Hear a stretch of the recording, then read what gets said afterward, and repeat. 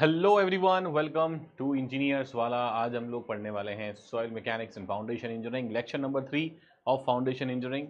ठीक है, lecture number 3 हम पढ़ने वाले हैं फाउंडेशन इंजीनियरिंग का, और इसके अंदर हम लोग करेंगे आज डीप फाउंडेशन को। डीप फाउंडेशन को कंप्लीट करने वाले हैं। ठीक है, काफ़ी कोशिश करेंगे कि काफ़ी सारी चीज़ें आज हम कवर अप कर लें। एक बार मुझे जल्दी से मुझे बता दो एक बार कि वॉइस एंड वीडियो दोनों क्लियर हैं क्या? वॉइस एंड वीडियो दोनों क्लियर हैं? वॉइस एंड वीडियो दोनों क्लियर हैं? आज फाउंडेशन इंजीनियरिंग का हो सकता है कि लास्ट लेक्चर हो आप लोगों का, मे बी पॉसिबल कि आज लास्ट लेक्चर हो। सॉइल मैकेनिक्स एंड फाउंडेशन का लास्ट लेक्चर हो सकता है, दैट इज डीप फाउंडेशन। ठीक है, डीप फाउंडेशन को डिटेल के अंदर आज हम लोग पढ़ने वाले हैं। ठीक है, ओके। तो फाउंडेशन इंजीनियरिंग को आज शुरू करते हैं बढ़िया तरीके से। चलो ठीक है, देखो यहाँ पर रिवीजन का पोर्शन कल हमने कुछ पढ़ा था शैलो फाउंडेशन के बारे में, फिर हमने आगे कंटिन्यू कर रहे हैं फाउंडेशन, डीप फाउंडेशन के बारे में। ठीक है, बहुत सारे न्यूमेरिकल्स, बहुत सारे डेटाज। ठीक है, आई होप आप लोगों ने फॉर्मूलेज को बढ़िया तरीके से लिख दिया होगा और चीज़ों को याद कर रहे होंगे अभी। ठीक है, काफ़ी सारे फॉर्मूले जो हैं वो आप लोग आई होप कि वहाँ पर मेंशन कर रहे होंगे, और एक एक करके जितने भी एम्पेरिकल रिजल्ट्स हैं उन एम्पेरिकल रिजल्ट्स को भी देख रहे होंगे। ठीक है, तो आई थिंक ये सारी बातें अभी तक आप लोगों ने देखी होंगी। Very good morning. Live chat, अच्छा एक बार आपका चैट दिख जाएगा। बहुत औसम पढ़ाया कल सर आपने वाईटी पे। चलो thank you so much, thank you so. Narendranath very good morning. Pankaj, अब आपके कमेंट्स दिखने लग रहे हैं। प्रणाम सुदीप, प्रणाम, good morning, good morning Sunil. एक बार रिफ्रेश कर दो इसको ताकि कमेंट थोड़े क्लियरली दिखने लग जाएं। बिल्कुल, वेरी गुड मॉर्निंग।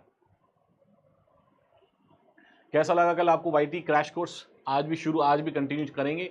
कल कुछ टॉपिक्स हमारे पास जितना टारगेटेड था उससे थोड़ा सा कम हुआ, लेकिन कोशिश ये थी कि आपको कंप्लीट डिटेलिंग वहाँ पर भी दी जाए। ठीक है, कोशिश यही रहती है हमेशा से कि जितने ज़्यादा कंटेंट आप तक पहुँचे उतना बेटर है, ताकि आपका लास्ट मोमेंट पर रिविजन काफ़ी अच्छे से हो जाए। सर एक pointer, water level is drawn to the level of testing, बता दीजिए। हर्षित पंत कह रहे हैं very good morning Navi, very good morning Deepak, चरण स्पर्श, okay Mohit, all my blessings are with you. Sir एक पॉइंटर है, water level is draw to the level of testing. ये कौन सा पॉइंट है हर्षित? एक बार जल्दी से बताओ मुझे, किसके रिगार्डिंग पूछ रहे हो? किसके रिगार्डिंग ये बात पूछ रहे हो आप? किसके कॉन्टेक्स्ट में है? जब हम फाउंडेशन की बात कर रहे हैं तब के कॉन्टेक्स्ट में है, या पहले का कोई डाउट है तब वो वाला कॉन्टेक्ट में है? किसके कॉन्टेक्स्ट के अंदर है? मज़ा आ गया सर, ऑसम, बेस्ट था। चलो ठीक है, बढ़िया। तो आप सभी को देखो, क्रैश कोर्स में साथ साथ जब रिवाइज करते जाओगे आपको आइडिया लग रहा होगा। ठीक है, कि वहां पर भी मैं काफ़ी डिटेल के अंदर ही आप लोगों को चीज़ें करवा रहा हूँ। तो सारी चीज़ें, जितने भी पॉइंटर्स हमने अभी तक क्लासेस के अंदर पढ़े थे, जितने भी पॉइंटर्स अभी तक क्लासेस में पढ़े थे, उन सारी चीज़ों को वहां पर भी क्रैश कोर्स में भी डायरेक्टली आपको डील करूंगा। ठीक है, तो हो सकता है थोड़ा सा ड्यूरेशन बढ़ाया जाएगा आज से, ताकि चीज़ें काफ़ी मैक्सिमम आपके कवर हो सके, क्योंकि कम क्लासेस मिलती हैं और कम क्लासेस में क्रैश कोर्स है, तो ओवरऑल एक ऊपर से पूरा ओवरव्यू आपको देना था। ठीक है, तो कल की क्लास में आप लोगों को आज भी शाम को कंटिन्यू रहना है, प्रेजेंट रहना है उसके अंदर, क्लासेस के अंदर, और अपने फ्रेंड्स के साथ भी, और जो दूसरे स्टूडेंट्स भी तैयारी कर रहे हैं कभी कहीं और पर, जो भी आपके फ्रेंड्स हैं और ग्रुप्स हैं, तो वहाँ पर भी आप लोग क्या किया करो, शेयर किया करो। ठीक है, जैसे कल भी मैं देख रहा था लगभग आई थिंक 475 स्टूडेंट्स कुछ थे। ठीक है, जब क्रैश कोर्स शुरू हुआ था लगभग हजार के आसपास स्टूडेंट्स थे हमारे पास वहाँ पर, जो वाईटी प्लेटफॉर्म पे पढ़ रहे थे। और वो लगभग 50% स्टूडेंट हो गए हैं। तो जैसे जैसे सीरीज आगे बढ़ती है, लोगों का जो उत्साह है, जो जोश है, वो धीरे धीरे कम होता चला जाता है, क्योंकि इतने लेक्चर्स वहाँ ले रहे होते हैं। ठीक है, तो आप भी क्या क्या करो, आप भी सपोर्ट किया करो चीज़ों को, शेयर किया करो चैनल्स को, या फिर जो सेशंस हो रहे हैं अपने ग्रुप्स के अंदर, अपने फ्रेंड्स के पास।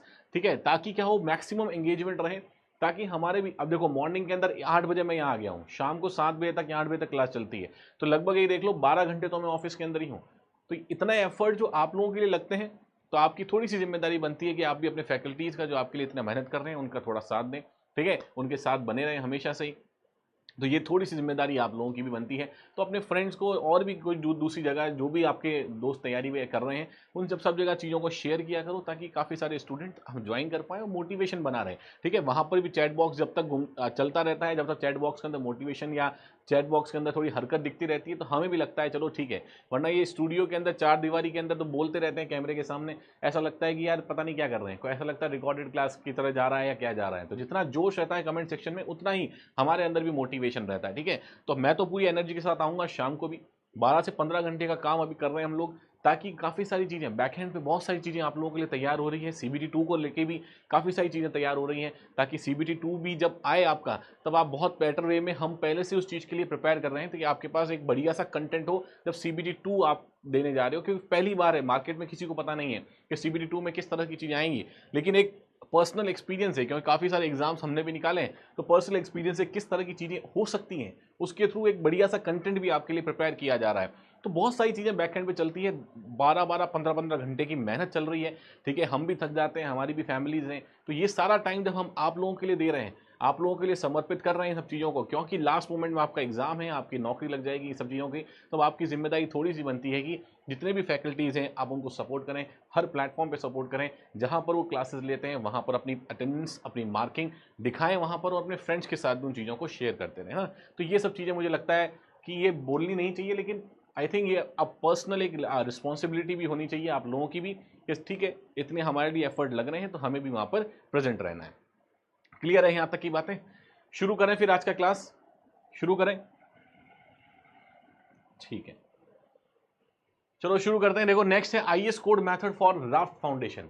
राफ्ट फाउंडेशन के लिए IAS कोड मेथड, कुछ एम्पेरिकल रिलेशंस आज भी आपको देखने पड़ेंगे, कि बहुत सारे एम्पेरिकल रिलेशंस होते हैं। जैसे टैंक्स फार्मूला के बारे में मैंने आपको बातचीत बताई थी, ठीक है, टैंक्स फार्मूला के बारे में बातचीत बताई थी, टैंक्स फार्मूला किस किस तरीके से है, कौन कौन सा फार्मूले होते हैं, ठीक है। आई होप सारे फाउंडेशन के जितने भी फार्मूले हैं आपके बाद में काम आने वाले हैं। अभी हो सकता है CBT1 में ये फार्मूले डायरेक्टली देखने को नहीं मिले, ठीक है, लेकिन जब बाद में पढ़ोगे इसको, CBT2 के लिए पढ़ोगे, AE के एग्जाम के लिए पढ़ोगे, तो वहां पर कहीं ना कहीं फार्मूले देखने को मिलेंगे।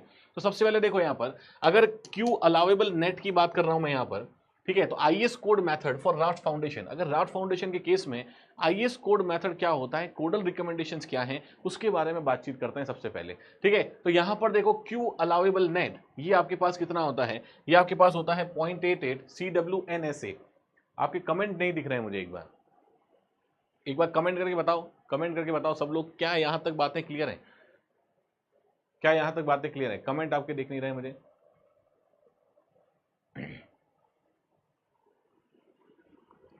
एक मिनट,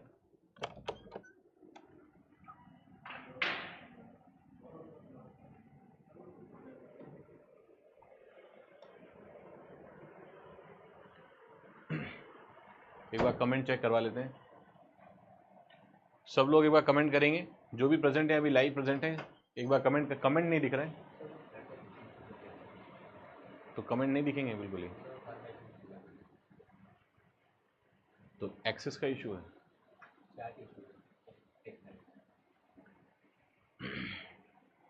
ओके चलो ठीक है, एक बार रिफ्रेश करके कोशिश करते हैं, लेकिन आई थिंक कुछ चैट का इशू चल रहा है, ठीक है, चैट का एप्लीकेशन पे कुछ इशू है, इसलिए हो सकता है आपके कमेंट जो है वो मुझे अभी दिख नहीं रहे और रिफ्रेश भी नहीं हो पा रहे हैं आपके कमेंट्स।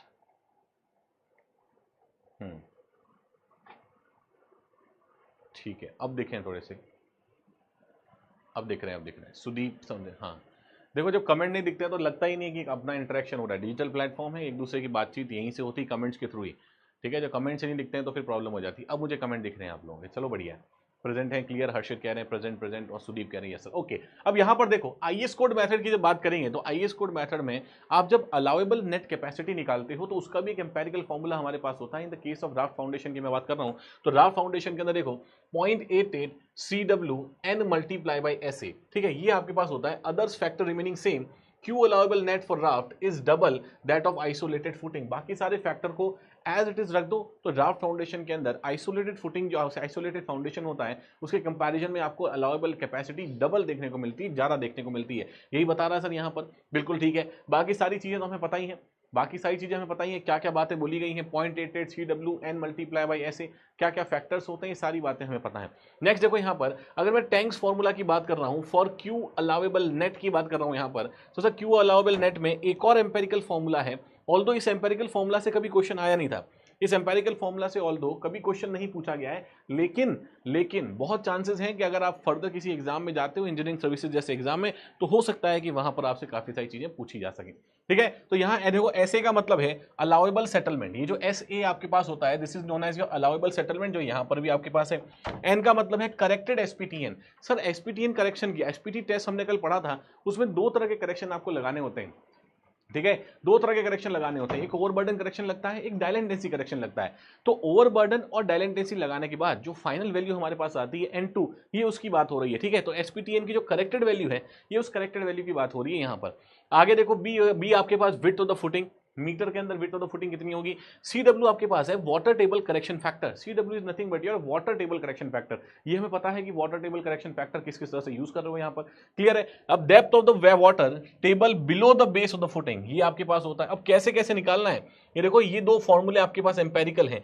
तो बेसिकली आपको करना कुछ भी नहीं है, सारे फॉर्मूले आपको गिवन है। बस जब अगर एग्जाम में पूछ लिया जाए कि IS कोड मेथड को यूज करके राफ्ट फाउंडेशन का अलाउएबल नेट कैपेसिटी कैलकुलेट कर लो, तो बस ये फॉर्मूले आपको याद रखने हैं और वैल्यू जो जो दी गई है उस वैल्यूज को पुट करना है। इतना सा है इसके अंदर, और कोई ज्यादा कॉन्सेप्चुअल नहीं है। हमें क्या दे दिया होगा, हमें डायमेंशन दे दिए होंगे, हमें ये SPTN की वैल्यू दे दी होगी, या फिर SPTN की इनिशियल वैल्यू दे दी होगी। हम उनसे एक्सपेक्ट किया जाएगा कि हम क्या करें, हम उसका ओवरबर्डन करेक्शन लगाएं, फिर हम उसको क्या करें, हम उसका साथ साथ डायलेंट टेंसी करेक्शन लगाएं, फाइनल करेक्टेड वैल्यू को निकालें, वाटर टेबल करेक्शन फैक्टर आपको क्वेश्चन के अंदर दे दिया होगा। तो ये सारी चीजें वहां पर क्वेश्चन के अंदर प्रोवाइडेड होंगी, उसके बाद हम इसको सॉल्व कर सकते हैं। सारे फॉर्मूलेस को एज इट इज आपको यूज करना है, ठीक है सर। अब देखो यहां पर सेटलमेंट कंप्यूटेशन की बात करते हैं कि सर सेटलमेंट किस तरह से हम कैलकुलेट करते हैं ओवरऑल। अभी तक हम बियरिंग कैपेसिटीज की बात कर रहे थे कि gross bearing capacity, net bearing capacity, net safe pressure, ठीक है, जो अलग अलग तरह की आपके पास नेट अल्टीमेट बियरिंग कैपेसिटी। तो ये सारी जो कैपेसिटीज की अभी तक नेट सेफ प्रेशर वगैरह, नेट अलाउएबल कैपेसिटी जो होती है, तो हमने अभी तक सारी बियरिंग प्रेशर्स की बात करी या बियरिंग कैपेसिटी की बात करी। अब हम बात करेंगे सेटलमेंट कंप्यूटेशन की, क्योंकि फाउंडेशन के अंदर दो क्राइटेरियाज हमेशा हमारे पास रहते हैं जो गवर्निंग क्राइटेरिया है, स्टेबिलिटी गवर्निंग क्राइटेरियाज हैं, वो दो हैं। एक आपके पास होता है बियरिंग कैपेसिटी का क्राइटेरिया और दूसरा हमारे पास होता है कौन सा, सेटलमेंट का क्राइटेरिया। दो क्राइटेरिया होता है, तब यहाँ सेटलमेंट की बात करते हैं, सेटलमेंट कंप्यूटेशन की। देखो फाउंडेशन के अंदर जो टोटल सेटलमेंट आपके पास होगा, जो टोटल सेटलमेंट आपके पास होगा, वो बेसिकली क्या क्या हो सकता है, that is settlement due to immediate settlement, primary consolidation और फिर सेकेंडरी कंसोलिडेशन। ये हमने कंसोलिडेशन के टाइम पर भी इन बातों को पढ़ा था। सर इमीडिएट सेटलमेंट किसकी वजह से होता है, जैसे ही कोई लोडिंग लगी, जो आपका सॉइल होगा, सॉइल के अंदर जो पोर्स होंगे उसके अंदर हवा होगी, एयर होगी, जो वॉइड्स के अंदर वॉल्यूम होता है एयर होती है, तो एयर क्या होगा, तुरंत इमीडिएटली बिना किसी टाइम लैग के वहां से क्या कर जाएगी, रिमूव कर जाएगी। तो वहां से रिमूव करेगी तो सॉइल क्या होगी, पार्टिकल्स पास पास आएंगे तो लगेगा कि सॉइल सेटल हुई है, और ये आपका तुरंत होता है बिना किसी टाइम गैप के। इसका मतलब ये इमीडिएट, इमीडिएट का मतलब तत्काल, एकदम तात्कालिक प्रोसेस है ये। तो एकदम इमीडिएटली आपके पास क्या होगा, कुछ ना कुछ सेटलमेंट देखने को मिलेगा, उसे हम कहते हैं इमीडिएट सेटलमेंट। फिर प्राइमरी कंसोलिडेशन, जिसको 1 डिग्री कंसोलिडेशन भी आप बोलते हो, उसके बाद सेकेंडरी कंसोलिडेशन, जिसको 2 डिग्री कंसोलिडेशन भी हम बोलते हैं, ठीक है। जैसे प्राइमरी कंसोलिडेशन है वो एक्सपल्शन ऑफ पानी की वजह से, अब ऑल लोड लगा होगा तो पोर वाटर प्रेशर डेवलप होगा। पोर वाटर प्रेशर जब डिसिपेट होता है तो ऑब्वियसली पानी को बाहर आना है, क्योंकि सॉलिड्स तो आपके इनकम्प्रेसिबल हैं, तो वाटर को बाहर आना पड़ेगा। तो पानी जब बाहर आएगा तो वापस से क्या होगा, पार्टिकल पास आएंगे, कुछ ना कुछ सेटलमेंट देखने को मिलेगा, वो आपका हो जाता है प्राइमरी कंसोलिडेशन।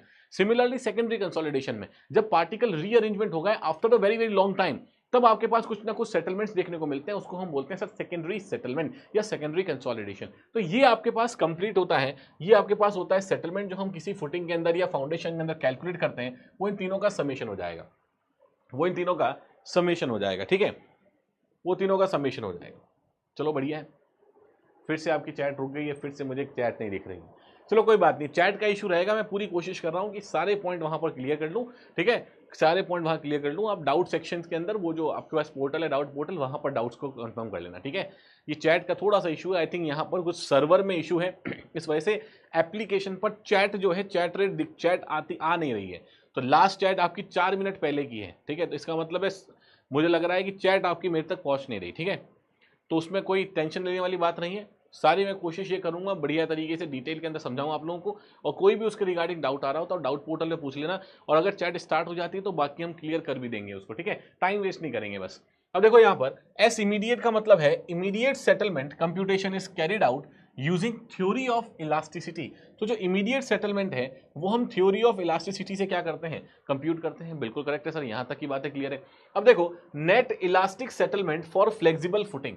अब फ्लेक्सिबल फुटिंग के लिए जो नेट इलास्टिक सेटलमेंट हमारे पास होता है वो क्या आता है, वो आपके पास देखो क्या आता है, ये जो इमीडिएट सेटलमेंट है इसको आप कैलकुलेट करोगे कैसे, QN Q N multiply by B 1 minus mu square E S multiply by I F. अब यहां पर देखोगे तो ऐसा ही आपके पास कुछ भी नहीं है, दिस इज इमीडिएट सेटलमेंट। अच्छा, ये वाला जो फॉर्मूला है ये एसएससी ने 2 से 3 बार पूछा है, इंजीनियरिंग सर्विसेज तो बहुत बार पूछ रखा है। जब इमीडिएट स्टार्टिंग के अंदर, जब शुरू में 2000, 2005, 2008 स्टार्टिंग के अंदर काफी बार इस फॉर्मूले को पूछा गया था। ठीक है, तो ध्यान रखना यहाँ पर क्यू एन का मतलब होता है नेट लोडिंग इंटेंसिटी, बी का मतलब होता है sir width of the footing, ये आपके पास basically width of the footing है। ईएस हमें सबको पता है मॉडुलस ऑफ इलास्टिसिटी है आपके पास। ठीक है, this is the modulus of elasticity. If आपके पास है influence factor which depends on the shape and rigidity of the structure, जो कि आपके पास शेप के ऊपर डिपेंड करेगा और रिजिडिटी ऑफ द स्ट्रक्चर पर डिपेंड करेगा कि स्ट्रक्चर कितना रिजिड है या कितना फ्लेक्सिबल है। ठीक है, ये वाली बात होती है, वो होता है आपके पास इन्फ्लुएंस फैक्टर। तो ये फॉर्मूला आपको बहुत इंपॉर्टेंट है, इस फॉर्मूले को याद करना है। इससे भी ज्यादा इंपॉर्टेंट है एक और फॉर्मूला कि सर ये तो आपने फ्लेक्सिबल फुटिंग के बारे में बता दिया, अगर हम बातचीत करेंगे रिजिड फुटिंग सी, तो सर रिजिड फुटिंग के अंदर क्या होना चाहिए? सर रिजिड फुटिंग के अंदर ये आपके पास हो जाएगा 0.8 टाइम्स ऑफ फ्लेक्सिबल फुटिंग। तो जितना भी आपने फ्लेक्सिबल के लिए निकाला है उसका क्या कर लोगे, उसका 0.8 टाइम्स कर लोगे, तो ये हमारे पास आ जाएगा रिजिड का। तो ये जो वैल्यू है पर्टिकुलर, ये वैल्यू आपको क्या करनी है, याद रख के चलनी है। ये दोनों फॉर्मूले आपको याद रखने हैं। क्वेश्चंस CBT 1 में नहीं तो CBT 2 में इस फॉर्मूले से पूछे जा सकते हैं, क्योंकि यहां से थोड़े अच्छे क्वेश्चन बन जाएंगे। ठीक है, तो ये आपको ध्यान रखना है यहां पर। नेक्स्ट आ जाओ, देखो flexible footing and rigid footing. अच्छा ठीक है, देखो एक क्वेश्चन जो है वो CBT 1 के लिए या फिर आपके पास जितने भी प्रीलिम्स के एग्जाम्स होते हैं उसमें बहुत बार पूछा गया है कि कॉन्टैक्ट प्रेशर वेरिएशन किस तरह से होगा या pressure variations in flexible and rigid footing. तो यहां पर देखना, ध्यान समझना इस चीज को और याद करने की ट्रिक भी समझ जाना। बार बार सब लोग कंफ्यूज हो जाते हैं, तो उस कंफ्यूजन को आज क्लियर कर देते हैं बढ़िया तरीके से। देखो pressure variation under flexible and rigid footing. तो pressure variation under flexible and rigid footing, तो फ्लेक्सिबल और रिजिड फुटिंग के अंदर क्या प्रेशर वेरिएशन होता है, इसके बारे में एक बार बात करते हैं। तो सबसे पहले बात करता हूं फ्लेक्सिबल फुटिंग की। तो एक छोटा सा कॉन्सेप्ट यहां याद कर लो, कि फ्लेक्सिबल फुटिंग के अंदर क्या होगा, फ्लेक्सिबल फुटिंग। ठीक है, देखो यहां पर दो तरह के कॉन्सेप्ट हैं हमारे पास। क्या कॉन्सेप्ट है? एक आपके पास कॉन्टैक्ट प्रेशर वेरिएशन है और एक हमारे पास होता है, एक कॉन्टैक्ट प्रेशर वेरिएशन होती है आपके पास, एक आपके पास होता है क्या, एक आपके पास होता है सेटलमेंट का वेरिएशन। जब भी हम फ्लेक्सिबल फुटिंग की बात करेंगे तो फ्लेक्सिबल फुटिंग के बेस पे आपके पास जो सेटलमेंट होगा वो यूनिफॉर्म नहीं रहेगा। तो सबसे पहला पॉइंट यहां पर याद ध्यान रखना है सर। फर्स्ट पॉइंट हम ये ध्यान रखेंगे that settlement is not uniform. ठीक है, settlement is not uniform, settlement हमारा यूनिफॉर्म नहीं रहता है, सेटलमेंट इज नॉट यूनिफॉर्म। सबसे पहली बात तो ये क्लियर कर लेनी है। दूसरा सर, अगर मैं फ्लेक्सिबल फुटिंग की बात कर रहा हूं तो फ्लेक्सिबल फुटिंग में कॉन्टैक्ट प्रेशर जो आएगा, ठीक है, contact pressure will be uniform, वो यूनिफॉर्म रहता है। तो contact pressure will be uniform, contact pressure will be uniform. अब देखो डायग्राम किस तरह से बन रहा है, यहां पर प्रेशर वेरिएशन किस तरह से आएगा। अगर मैं सबसे पहले बात कर लेता हूं इसकी, तो फॉर एग्जांपल मैंने माना कि सर ये मेरे पास एक फुटिंग है, ये मेरे पास एक फ्लेक्सिबल फुटिंग है कुछ इस तरीके से। ठीक है सर, अब ये अगर आपके पास फ्लेक्सिबल फुटिंग है कुछ इस तरह से, अब मैं ये कह रहा हूं सेटलमेंट यूनिफॉर्म नहीं है इसके अंदर, सेटलमेंट यूनिफॉर्म नहीं है। इसका मतलब देखो, ये एक तो मैं 3 पॉइंट्स यहां पर रेफरेंस के ले रहा हूं, एक ये वाला एज पॉइंट है, एक हमारे पास ये सेंटर पॉइंट है और एक हमारे पास ये एक और एज पॉइंट है। ठीक है, ये 3 पॉइंट आपके पास है। फॉर एग्जांपल मैंने बोला कि sir contact pressure will be uniform, sir contact pressure uniform रहेगा फ्लेक्सिबल के केस में, लेकिन सेटलमेंट यूनिफॉर्म नहीं रहेगा। लेकिन यहां पर भी आपके पास एग्जाम के अंदर 2 चीजें पूछी जाती हैं। क्या पूछी जाती हैं? एक पूछा जाता है क्ले, अगर नीचे का स्ट्रेटा आपके पास क्ले स्ट्रेटा है तब क्या सिचुएशन रहेगी, या फिर अगर सैंडी स्ट्रेटा है तब क्या सिचुएशन रहेगी। तो सबसे पहले देखो कि मैं ये वाला केस यहां पर ले लेता हूं कि सर नीचे आपके पास क्या है, यहां पर अगर क्ले है, एक ध्यान रखना, क्ले में आपका फर्स्ट लेटर क्या है सर, फर्स्ट लेटर आपके पास सी है, क्ले के अंदर फर्स्ट लेटर इज सी। ठीक है, तो यहां पर इसके रेफरेंस को लेके आपको क्या करना पड़ेगा, आपको एक यहां से क्या करो, यहां से आप एक सी बना दो, ऐसे बना दिया गया, एक सी बना दो इस तरीके से। इसका मतलब ये हो जाएगा सर, इसका मतलब ये हो जाएगा कि यहां पर प्रेशर वेरिएशन जब आप देखोगे, यहां पर प्रेशर वेरिएशन जब आप देखोगे तो सेटलमेंट जो होगा हमारे पास, सेटलमेंट जो होगा वो यूनिफॉर्म नहीं रहेगा। इसका मतलब वो कुछ इस तरह से बन जाएगा। तो ये बन गया आपके पास क्या, वेरिएशन, ये एक तरह सी बन गया क्या। इसका मतलब हो गया कि अगर मैं कॉन्टैक्ट प्रेशर की बात कर रहा हूं, ठीक है, अगर मैं सेटलमेंट की बात कर रहा हूं तो सेटलमेंट आपके पास क्या होगा, सेंटर पे मैक्सिमम होगा, सेटलमेंट सेंटर पे मैक्सिमम होगा और एजेस पे क्या होगा, मिनिमम होगा। तो ये चीज यहां पर लिखनी है पॉइंट कि इन दिस केस आपके पास जो सेटलमेंट है, settlement is maximum at the centre and minimum at the edges और एजेस पे आपके पास मिनिमम रहेगा। लेकिन मैंने आपको एक बात बताई कि सर कांटेक्ट प्रेशर तो यूनिफॉर्म है, तो ये कांटेक्ट प्रेशर जो है ये आपके पास ऐसे यूनिफॉर्म रहेगा। तो ये जो प्रेशर वेरिएशन है वो सारा का सारा क्या रहने वाला है सर, ऐसे यूनिफॉर्म रहने वाला है, बराबर रहने वाला है। तो ये कांटेक्ट प्रेशर और ये सेटलमेंट वेरिएशन है। इसको मैं लिख देता हूं ऐसे कि सर ये हमारे पास है सेटलमेंट वेरिएशन और ये आपके पास हो जाएगा नीचे कांटेक्ट प्रेशर वेरिएशन। ये क्या है sir, this is your contact pressure variation. तो आई थिंक ये बात अब क्लियर हो गई होगी कि सेटलमेंट कहां पर क्या होगा और कांटेक्ट प्रेशर तो हमारे पास यूनिफॉर्म होगा। सर किसकी बात कर रहा हूं मैं, क्ले की बात कर रहा हूं, clay for C for clay, और यहां पर देख लेना सी बना देना इस तरह से, तो ये भी आपके पास क्ले हो जाएगा। ठीक है, सिमिलर। अब दूसरा पॉइंट आ जाओ, अगर मैं बात करता हूं सैंडी की, मतलब अगर फॉर एग्जाम्पल क्ले नहीं है नीचे मान लिया मैंने सैंड है, अगर हमारे पास नीचे सैंड होगा तो देखो यहां पर क्या होगा कि सर यहां पर हमारे पास ये मान लो फुटिंग है कुछ इस तरीके से। अब सेटलमेंट तो यूनिफॉर्म रहना नहीं है, ऑब्वियसली फ्लेक्सिबल फुटिंग है, लेकिन कांटेक्ट प्रेशर यूनिफॉर्म रहेगा। और यहां पर सैंड है ये, तो 3 पॉइंट यहां पर भी मैं ले लेता हूं कि फॉर एग्जांपल एक पॉइंट ये ले लिया, एक यहां का सेंटर पॉइंट ले लिया और एक एज पॉइंट ले लिया।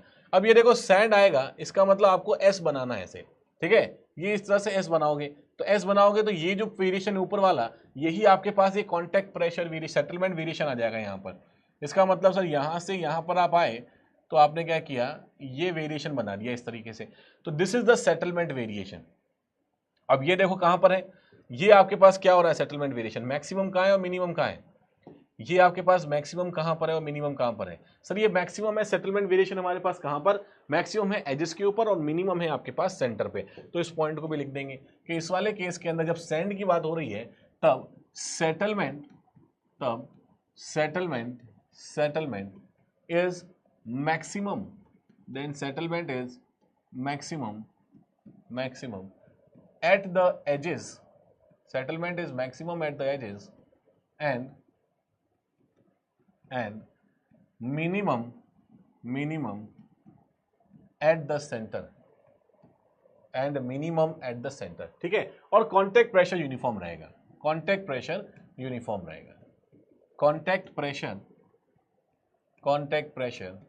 Is uniform, contact pressure is uniform. अब यहां पर देख लो कांटेक्ट प्रेशर बनाना है सर हमको, तो ये कांटेक्ट प्रेशर आप ऐसे बना दो, this is the contact pressure, ये हमारे पास कांटेक्ट प्रेशर है, ठीक है सर, ये हमारे पास है कांटेक्ट प्रेशर। तो कांटेक्ट प्रेशर इज यूनिफॉर्म और सेटलमेंट आपका क्या हो गया, सेटलमेंट आपका इस तरह से हो जाएगा। तो मैक्सिमम आ गया कहां पर सर, मैक्सिमम आ गया हमारे पास यहां पर, मैक्सिमम आ गया एजेस के ऊपर, सेंटर पे क्या आया, मिनिमम आ गया। तो this is your settlement criteria, this is your settlement criteria. और ये हमारे पास कांटेक्ट प्रेशर जो कि क्या है, जो कि आपका यूनिफॉर्म है। ठीक है सर, क्लियर है, अब से भूलेंगे नहीं चीजों को, ठीक है, अब से इन चीजों को बिल्कुल कतई नहीं भूलने वाले हम लोग कि ये वेरिएशन किस किस तरह से पूछे जाते हैं, किस किस तरह से आपको किए जाते हैं। अब नेक्स्ट पॉइंट पे आ जाओ सर, ये तो हमने बात कर ली किसकी, ये तो हमने बात करी फ्लेक्सिबल फुटिंग की। ये किसकी बातें हो रही हैं अभी तक सर सारी बातें हो रही हैं फ्लेक्सिबल फुटिंग की बातें हो रही हैं। तो हम अभी फ्लेक्सिबल फुटिंग की हमने बात कर ली, अब आ जाओ उसके ऊपर, किसके ऊपर सर, रिजिड फुटिंग्स के ऊपर। तो यहां से देखो कि फॉर एग्जांपल अगर से मैं बात करता हूं रिजिड फुटिंग की, तो रिजिड फुटिंग के केस में देखो क्या होता है, इन the case of rigid footing, ठीक है, तो सर रिजिड फुटिंग के केस में क्या होगा, ध्यान समझना इसको। रिजिड फुटिंग के केस के अंदर आपके पास सेटलमेंट जो होता है वो कांस्टेंट रहेगा और कांटेक्ट प्रेशर जो होता है वो वेरी करेगा। इस चीज को हमेशा ध्यान रखना, दोनों पॉइंट यहां पर क्लियर करते चल रहे हैं।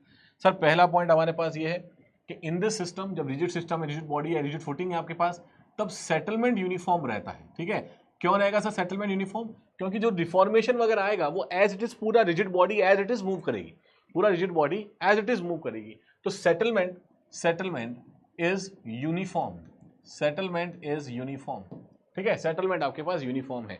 ठीक है, अभी आपकी चैट चल नहीं रही, वो 16 मिनट से चैट नहीं चल रही है, कोई बात नहीं, ठीक है, जहां तक मुझे पता है एक डाउट सोनू का जरूर आया होगा, सोनू कुमार का या कुमार सोनू जो भी है ना, उनका जरूर डाउट आया होगा, सर ये जो पीछे वेरिएशन है सी और ऐसे कैसे याद करें, ऐसी कुछ बात बोली होगी जहां तक मैं इतने टाइम से आपको समझ रहा हूँ। ठीक है, लेकिन समझो यहाँ पर रिजिड फुटिंग समझोगे तो यहाँ भी चीजें क्लियर हो जाएंगी आपको। जैसे सेटलमेंट यहाँ पर यूनिफॉर्म होगा सर, और दूसरा आपका जो कॉन्टैक्ट प्रेशर है, तो सोनू ध्यान से पढ़ना आराम से ना, जो कॉन्टैक्ट प्रेशर हमारे पास होता है वो कॉन्टैक्ट प्रेशर आपके पास वेरी करेगा, इज नॉट यूनिफॉर्म। ये हम कह सकते हैं कि कॉन्टैक्ट प्रेशर आपका यूनिफॉर्म नहीं रहेगा। तो यहां एक बार बना के देखो बढ़िया तरीके से। सर ये मैं बात कह रहा हूं सबसे पहले, मान लो क्ले के लिए, ठीक है, सबसे पहले मैंने बात किसके लिए कर रहा हूं, for example clay soil, clay के लिए बात कर रहे हैं। जब आपके पास नीचे क्ले है इस तरह से, ठीक है, अब क्ले में 3 पॉइंट हमें लेके चलने हैं, फिर से देखो, एक यहां पर, एक सेंटर पर, और एक इस वाले पॉइंट के ऊपर। सेटलमेंट क्या रहेगा सर, सेटलमेंट आपका कांस्टेंट रहेगा, तो सेटलमेंट विल बी कांस्टेंट, तो यहां पर settlement will be constant.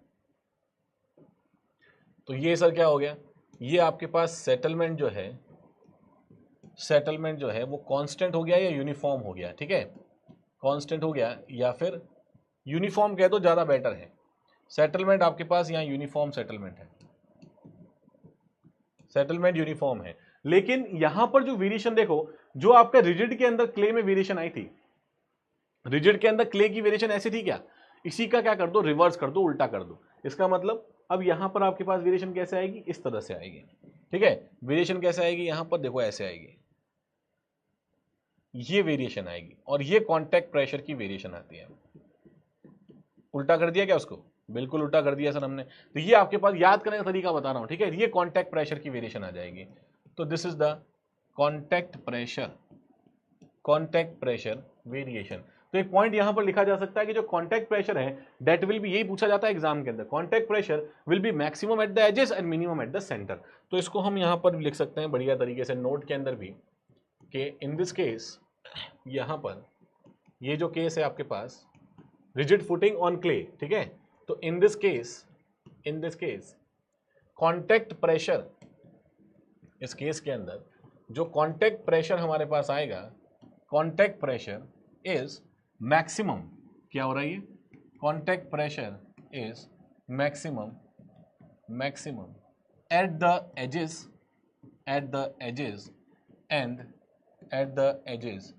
And minimum at the centre तो ये चीजें हमें यहां से ध्यान रखनी है, ये आपके पास वेरिएशन हो जाएगा। ठीक है सर, अब हमारे पास अगर क्ले का वेरिएशन है तो सैंड का तो बहुत बढ़िया तरीके से बना सकते हो। तब तो सैंड का वेरिएशन तो आप ऐसे बिना, अब सब चीजें समझ में आ रही हैं आप लोगों को। तो सैंड के अंदर अगर मुझे यहां पर वेरिएशन देखनी है तो सर सैंड के अंदर वेरिएशन देखो किस तरह से आएगी। सैंड के अंदर वेरिएशन आएगी सर, ये हमारे पास रिजिड फुटिंग है और ये सैंड के ऊपर रेस्ट कर रही है, इसका मतलब एक पॉइंट यहां पर, एक पॉइंट यहां पर, एक पॉइंट यहां पर। इसका फर्दर मतलब ये हो जाएगा कि जो सेटलमेंट आएगा वो सेटलमेंट आपके पास यूनिफॉर्म आएगा। तो यहां पर हम बात करेंगे क्योंकि रिजिड है तो इसका मतलब सर सेटलमेंट हमारे पास यूनिफॉर्म आने वाला है, तो सेटलमेंट यूनिफॉर्म आएगा। अब ये सैंड की बात हो रही है तो जो फ्लेक्सिबल के अंदर सैंड था उसका रिवर्स कर दो, फ्लेक्सिबल के अंदर सैंड ऐसे था, इसको रिवर्स कर दो, उल्टा कर दो, तो उल्टा आपके पास आ जाएगा इसके अंदर। तो यहां पर देखोगे तो ये वेरिएशन कुछ ऐसे आएगी आपके पास, ये वेरिएशन कुछ ऐसे आएगी, ये वेरिएशन कुछ ऐसे आएगी, क्लियर है, ये वेरिएशन कुछ ऐसे आएगी। This is a contact pressure variation. अब ये क्या है सर, ये आपके पास क्या है, ये मैक्सिमम एट द सेंटर और मिनिमम एट द एजेस हो जाएगा। तो यहां पर मैं लिख दूंगा कि ये मेरे पास क्या है सर, ये मेरे पास कॉन्टैक्ट प्रेशर वेरिएशन है, ये कॉन्टैक्ट प्रेशर वेरिएशन है। और इसको नोट में लिख सकते हो बढ़िया तरीके से, क्या लिख सकते हो, इसको नोट में लिख सकते हो कि इट इज, या फिर इन दिस केस ऐसे लिख देंगे, इन this case contact pressure, in this case contact pressure is maximum at the center and minimum at the edges, maximum at the center and minimum at the edges। तो edges पे हमारे पास minimum रहेगा। ये चीज हमें ध्यान रखनी है इस वाले केस के अंदर। आई थिंक ये चारों केस, ये 4 ही कॉम्बिनेशन होते हैं इसमें, ठीक है, इसमें 4 ही कॉम्बिनेशन आपके पास होते हैं और यही चीजें मैक्सिमम यहां से आपसे पूछी जा सकती हैं। कहां पर मैक्सिमम रहेगा, कहां मिनिमम रहेगा, सेटलमेंट क्या रहता है, कॉन्टैक्ट प्रेशर क्या रहता है, यही चीजें जनरली आप लोगों से पूछी जाती हैं। तो आई थिंक चारों चीजें हम लोगों ने यहाँ पर क्लियर कर ली है, ठीक है। क्ले पे होगा तो क्या होगा, रिजिड फुटिंग होगी तो क्या होगी, फ्लेक्सिबल फुटिंग होगी तो क्या होगी, ठीक है। तो ये सारी बातें हमने यहाँ तक क्लियर कर ली हैं। अब आ जाओ आगे नेक्स्ट।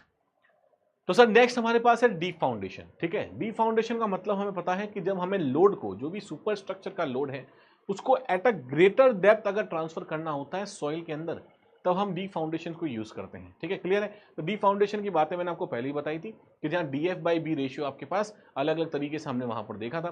तो यहां पर वेरी डीप के लिए अलग देखा था हमने, डीप के लिए अलग देखा था, ठीक है। 15 से ज्यादा हुआ तो वेरी डीप फाउंडेशन हो जाएगा। तो बेसिकली फर्दर कॉन्सेप्ट बस इतना सा इसका ये होता है कि डीप फाउंडेशन के अंदर आप लोड को ग्रेटर डेप्थ पे जाके ट्रांसफर करते हो, जो भी आपका सुपर स्ट्रक्चर का लोड है।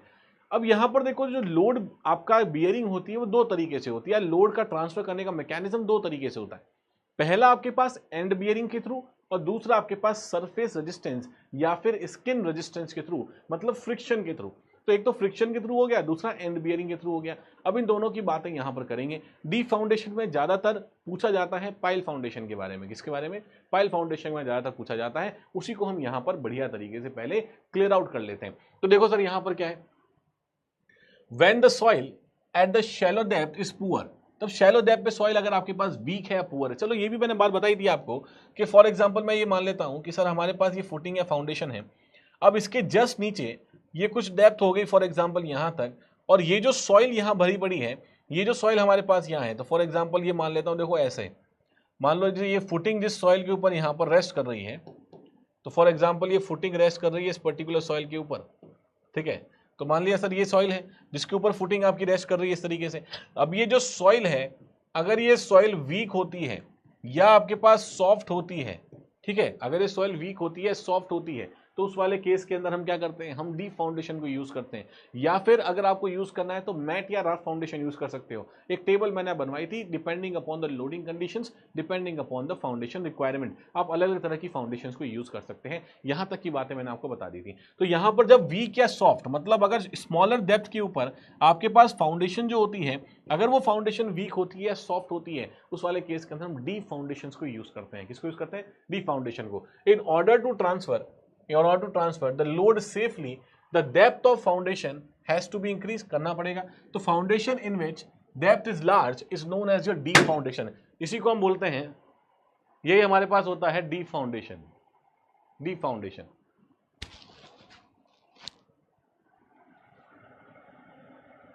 एक मिनट वेट करो।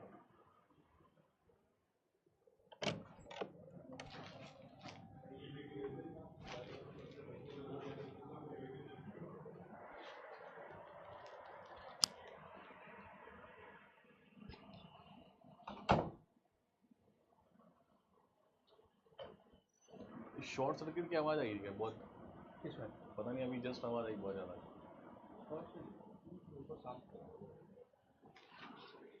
अरे एक बार चैट को रिफ्रेश करके देखो।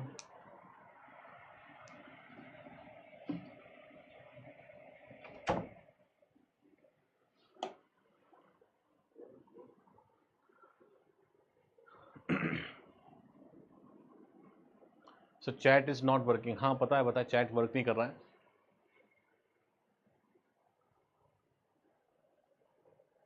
लोडलेस and need and medium to dense soil shallow found, बिल्कुल करेक्ट है हर्षित, बिल्कुल करेक्ट है। लेस देन, अब आपका एक कमेंट मुझे जरूर दिखाएं। देखो चैट का थोड़ा इशू चल रहा है, चैट का इशू चल रहा है, थोड़ा सा हमें उसको करना पड़ेगा, ठीक है, बियर करना पड़ेगा थोड़ा सा। ओके, तो देखो यहां पर, ठीक है, तो foundation in which depth is large is called deep foundation. Sir deep foundation जो होती है हमारे पास, बेसिकली 3 तरह की डीप फाउंडेशन है, ठीक है, 3 तरह की हमारे पास डीप फाउंडेशन है। आई थिंक यहीं पे स्टूडियो के ऊपर कुछ काम चल रहा है, ठीक है, तो ड्रिलिंग मशीन वगैरह की आवाज़ होती है ना, तो वो कुछ आवाज़ थी, एकदम से पता नहीं क्या आया, मुझे लगा कुछ शॉर्ट सर्किट हो गया है, ठीक है, तो इस चक्कर में थोड़ा सा डिस्टर्बेंस हमारे पास रहा। कोई बात नहीं, ये आज डिस्टर्बेंस थोड़ा ज़्यादा ही है, कोई दिक्कत नहीं है, कंटिन्यू करते हैं, ठीक है। तो देखो यहाँ पर हमारे पास 3 तरह के फाउंडेशन और डीप फाउंडेशन है। पाइल फाउंडेशन हो गया, इसको सबसे ज़्यादा पढ़ेंगे हम लोग, वेल फाउंडेशन और फिर पियर फायर फाउंडेशन या पायर फाउंडेशन। ठीक है, 3 तरह की फाउंडेशन हमारे पास डी फाउंडेशन होती है। ये हमारे पास क्या होती है सर? डी फाउंडेशन होती है। आ जाओ नेक्स्ट पॉइंट के ऊपर। अब देखो ज्यादातर चीजें हमें पढ़नी है पाइल फाउंडेशन से, क्योंकि काफी सारे क्वेश्चंस आपको पाइल फाउंडेशन के थ्रू ही पूछे जाते हैं। ठीक है, पाइल फाउंडेशन में एंड बेरिंग रेजिस्टेंस कैसे निकालोगे, स्किन रेजिस्टेंस कैसे निकालोगे, इसी के बेसिस पर काफी सारे न्यूमेरिकल भी आपसे पूछे जाते हैं और साथ ही साथ थ्योरेटिकल क्वेश्चन वन लाइनर भी यहीं से पूछा जाता है। अब आगे देखो यहाँ पर, the pile is a small diameter shaft which can be driven और installed in the bore and they are generally used as a group to work as foundation. मतलब हमारे पास होगा क्या कि कुछ इस तरह से एक शाफ्ट की तरह होता है ये पाइल, ये इस तरह की पाइल होती है आपके पास। ठीक है, this is the pile foundation. तो पाइल आपके पास सॉरी पाइल आपके पास किस तरह से होती है? आपने देखा होगा कभी कभी कि जब बहुत ही बड़ी बड़ी कंस्ट्रक्शन साइट्स होती हैं जहां पर ये डी फाउंडेशन प्रोवाइड कराई जा रही है, वहां आपने देखा होगा कि मशीन होती है बहुत बड़ी सी जो पाइल को कुछ इस तरह से पकड़ के रखती है। मान लो यहां मेरे हाथ में पाइल है, ठीक है, तो ये पाइल को पकड़ के रखती है और उस पाइल को क्या करती है, ग्राउंड के अंदर ड्राइव कर देती है एज इट इज। नीचे जमीन होती है, जमीन के अंदर वहां जहां रखना है उसको पोजीशन करना है, वहां पर प्रेशर एप्लीकेशन से पूरा क्या करता है, उसको ड्राइव कर देता है। उस तरह की पाइल्स को हम क्या कहते हैं? उस तरह की पाइल्स को हम कहते हैं ड्रिवन पाइल। ड्रिवन पाइल मतलब आपने प्रेशर लगा के ड्राइव किया उसको अंदर।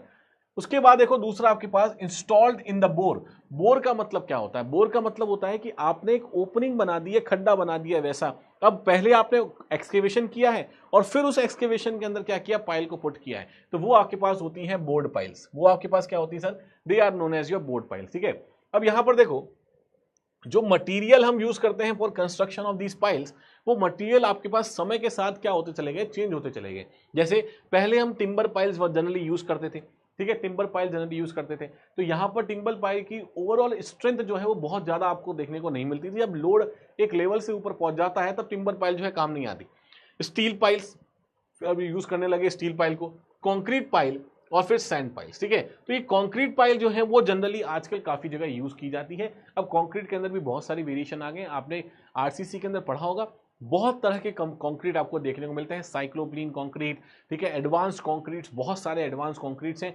ठीक है, जो नॉर्मल कंक्रीटिंग है उसके अलावा भी जो फोम वाला कंक्रीट है, लाइट वेट कंक्रीट है, इंसुलेटेड कंक्रीट है, बहुत सारे इन नंबर ऑफ कंक्रीट्स आजकल आ चुके हैं डिपेंडिंग अपॉन द रिक्वायरमेंट। इसीलिए तो इतनी बड़ी बड़ी बिल्डिंग्स या दुबई के अंदर जो कंस्ट्रक्शन होता है, कभी अगर जीवन में मौका मिले और इंटर्नशिप का मौका मिले या फिर कभी काम करने का मौका मिले तो दुबई में किसी कंस्ट्रक्शन साइट पे जरूर काम करना, किसी कंस्ट्रक्शन प्रोजेक्ट पे जरूर काम करना। ठीक है, तो कंस्ट्रक्शन प्रोजेक्ट में एक बार काम करके देखोगे, मैं काम करने नहीं गया लेकिन मेरे एक दो स्टूडेंट जरूर गए थे जो गवर्नमेंट एग्जाम की प्रिपरेशन नहीं कर रहे थे, उन्होंने पहले साल पता चल गया उनको कि सर कुछ नहीं होना हमारा, तो उन्होंने क्या किया, वहां पर कॉन्टैक्ट से वहां पर दुबई के अंदर काम करना शुरू किया था। तो वहां कॉन्टैक्ट से काम करना शुरू किया तो उन्होंने बताया उनका एक्सपीरियंस क्या है कि जो चीजें हम लोग यहाँ पढ़ते हैं उससे काफी एडवांस चीजें हमें वहां पे प्रैक्टिकली यूज करने को मिलती है। ठीक है, तो वो एक बात एक सिविल इंजीनियर के लिए बहुत बढ़िया एक एक्सपेरिमेंट है, बहुत बड़ा एक एक्सपीरियंस है। वहां पर जाओगे दुबई के अंदर कभी मौका मिले तो देख लेना, अच्छी चीज है वहां पर। ठीक है, नेक्स्ट देखो यहाँ पर cross section. Sir cross section circular हो सकता है, क्रॉस सेक्शन स्क्वायर हो सकता है, क्रॉस सेक्शन आपका हेक्सागोनल हो सकता है, I section, H section piles, अलग अलग तरह की हमारे पास पाइल्स वहां पर पॉसिबल होती हैं। ठीक है, डिफरेंट टाइप्स ऑफ पाइल्स आपके पास पॉसिबल। सिमिलर देखो शेप की बात करेंगे तो sir cylindrical pile, tapered pile और under reamed pile. Sir under reamed pile कैसी होती है? देखो सिमिलर तरीके से अंडर रिम्ड पाइल आपके पास ये कुछ इस तरह से होती है कि यहाँ पर बल्ब होता है, ठीक है, ये आपके पास डबल बल्ब वाली भी हो सकती हैं। तो ये इस तरह की जो पाइल होती हैं this is known as your under reamed piles. ठीक है, जनरली हम ब्लैक कॉटन सॉइल जहां पर ज्यादातर देखने को मिलती है वहां पर हम इन तरह की पाइल्स को यूज करते हैं क्योंकि स्वेलिंग और श्रिंकेज ज्यादा है तो ये क्या करेगा, उसको होल्ड करके रखेगा। तो ये अंडर रिम्ड पाइल्स इस तरह की, इसको यूज करके जनरली आप चल सकते हो। अब देखो यहाँ पर under reamed pile is useful in expensive soils, ये तो मैं बता रहा हूँ, ये एक्सपेंसिव सॉइल के अंदर जनरली यूजफुल होती है where the use of shallow footing is not suitable. तो अगर आपके पास सॉइल ऐसी है जो विस्तृत नेचर की है, मतलब एक्सपेंसिव नेचर की है, जहां पर वो सॉइल जो है बहुत ज्यादा क्या कर सकती है, बहुत ज्यादा सॉइल एक्सपैंड कर सकती है, बहुत ज्यादा वापस सिकुड़ सकती है, ऐसी जगह पर शैलो फाउंडेशन प्रोवाइड कर दोगे तो बहुत प्रॉब्लम हो जाएगी। तो इस वजह से हमें यहाँ पर the foundation in the form of under reamed pile provide करना चाहिए। ठीक है, तो these piles are used as multi under reamed piles in which when the number of bulbs is increased from 1 to 2। जब देखो यहां पर एक बहुत इंपॉर्टेंट ऑब्जेक्टिव क्वेश्चन है ये कि जब आप नंबर ऑफ बल्ब जो हैं वो 1 से बढ़ा के 2 कर दोगे उस समय देखो the carrying capacity of pile is increase by about 50%। इसका मतलब समझना बहुत सिंपल सी चीज है कि जब आपने एक सिंगल बल्ब लगाया था, ये फर्स्ट बल्ब है, ठीक है, और ये सेकंड बल्ब है। अब आपने क्या किया सर, यहां पर अगर आपके पास सिर्फ एक बल्ब लगा होता तब मैं बोलता नंबर ऑफ बल्ब 1 है। अब यहाँ नंबर ऑफ बल्ब आपके पास 2 हो गए। तो अगर नंबर ऑफ बल्ब अगर सिर्फ एक होता तो जो कैपेसिटी पाइल की होती, और अब जब नंबर ऑफ बल्ब आपके पास 2 हैं तब जो कैपेसिटी ऑफ पाइल है, तो कैपेसिटी ऑफ पाइल यहां पर 50% इंक्रीज कर जाएगी। क्या कर जाएगी? 50% इंक्रीज कर जाएगी। क्लियर है? तो यहां पर आपके पास 50% क्या कर जाएगी? इंक्रीज कर जाएगी कैपेसिटी। इस चीज को भी आपको याद रख के चलना है साथ साथ। आ जाओ नेक्स्ट पॉइंट के ऊपर। अब देखो यहां पर mode of load transfer, load transfer किस किस तरीके से होगा इसके अंदर, ये बात आपको ध्यान रखनी है। तो देखो यहां पर मोड ऑफ लोड ट्रांसफर, सबसे पहला मैंने जैसे बताया था आपको एंड बियरिंग पाइल। ऐसी पाइल जो अपने एंड से लोड्स को ट्रांसफर करती है उसको बोलते हैं एंड बियरिंग पाइल। जैसे देखो यहां पर, जैसे फॉर एग्जांपल ये आपके पास पाइल है कुछ इस तरीके से, अब कुछ लोड लगा होगा, तो लोड लगा होगा तो ये एंड्स के ऊपर इसके रिएक्शन आ रहे होंगे इस तरीके से। अब अगर वो सारा लोड वो इस एंड बियरिंग एक्शन के थ्रू अगर रजिस्ट कर पा रहा है तब वो कहलाती है आपके पास these are known as your end bearing pile. So इस तरह की पाइल्स को हम बोलते हैं सर एंड बियरिंग पाइल्स। ठीक है, इस तरह की पाइल्स को बोलते हैं एंड बियरिंग पाइल। देखो यहां पर piles are called end bearing when it transmits the load through poor soil to the bearing stratum by end bearing और पॉइंट बियरिंग। इसको एंड बियरिंग या पॉइंट बियरिंग आप कह सकते हो, जो एंड से ट्रांसफर होती है। The length of these piles depends on the portion of hard strata. Hard strata का पोर्शन कितना है उसके ऊपर इसकी लेंथ डिपेंड करेगी। बिल्कुल करेक्ट बात है। रिएक्शन जनरेट कहां से होगी बताओ? रिएक्शन जनरेट तभी तो होगी।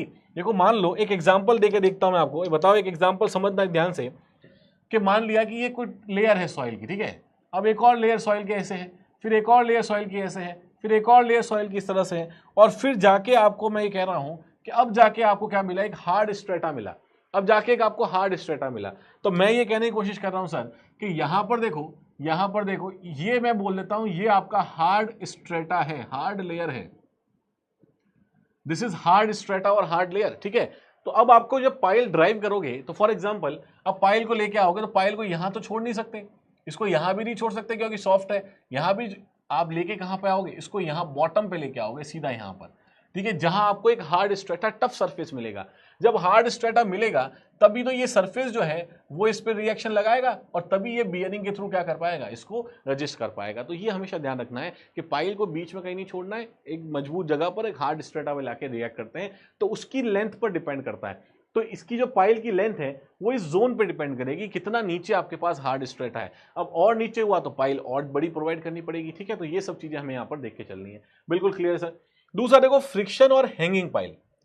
फ्रिक्शन हैंगिंग पाइल, अब मुझे लगता है समझ में आ रहा होगा कि क्या मतलब सर फ्रिक्शन हैंगिंग पाइल का, कि सर यहां देखो अगर ये मैं पाइल बनाता हूं कुछ इस तरीके से और ये आपके फोर्सेस को रजिस्ट कर रही है, ये फोर्सेस को रजिस्ट कर रही है फ्रॉम द सरफेस, और यहां सरफेस में इस तरह से रेजिस्टेंस आपको देखने को मिल रहा है। ठीक है, ये फोर्स रजिस्ट कर रही है किससे? ये फ्रिक्शन के थ्रू। इसको स्किन फ्रिक्शन भी कह सकते हैं। और इस तरह की पाइल्स को आप क्या बोल सकते हो सर? इस तरह की पाइल्स को हम बोल सकते हैं friction piles. These piles are known as friction piles। अच्छा, इसको हैंगिंग पाइल कह सकते हो क्या? हैंगिंग का मतलब लटकने वाली पाइल।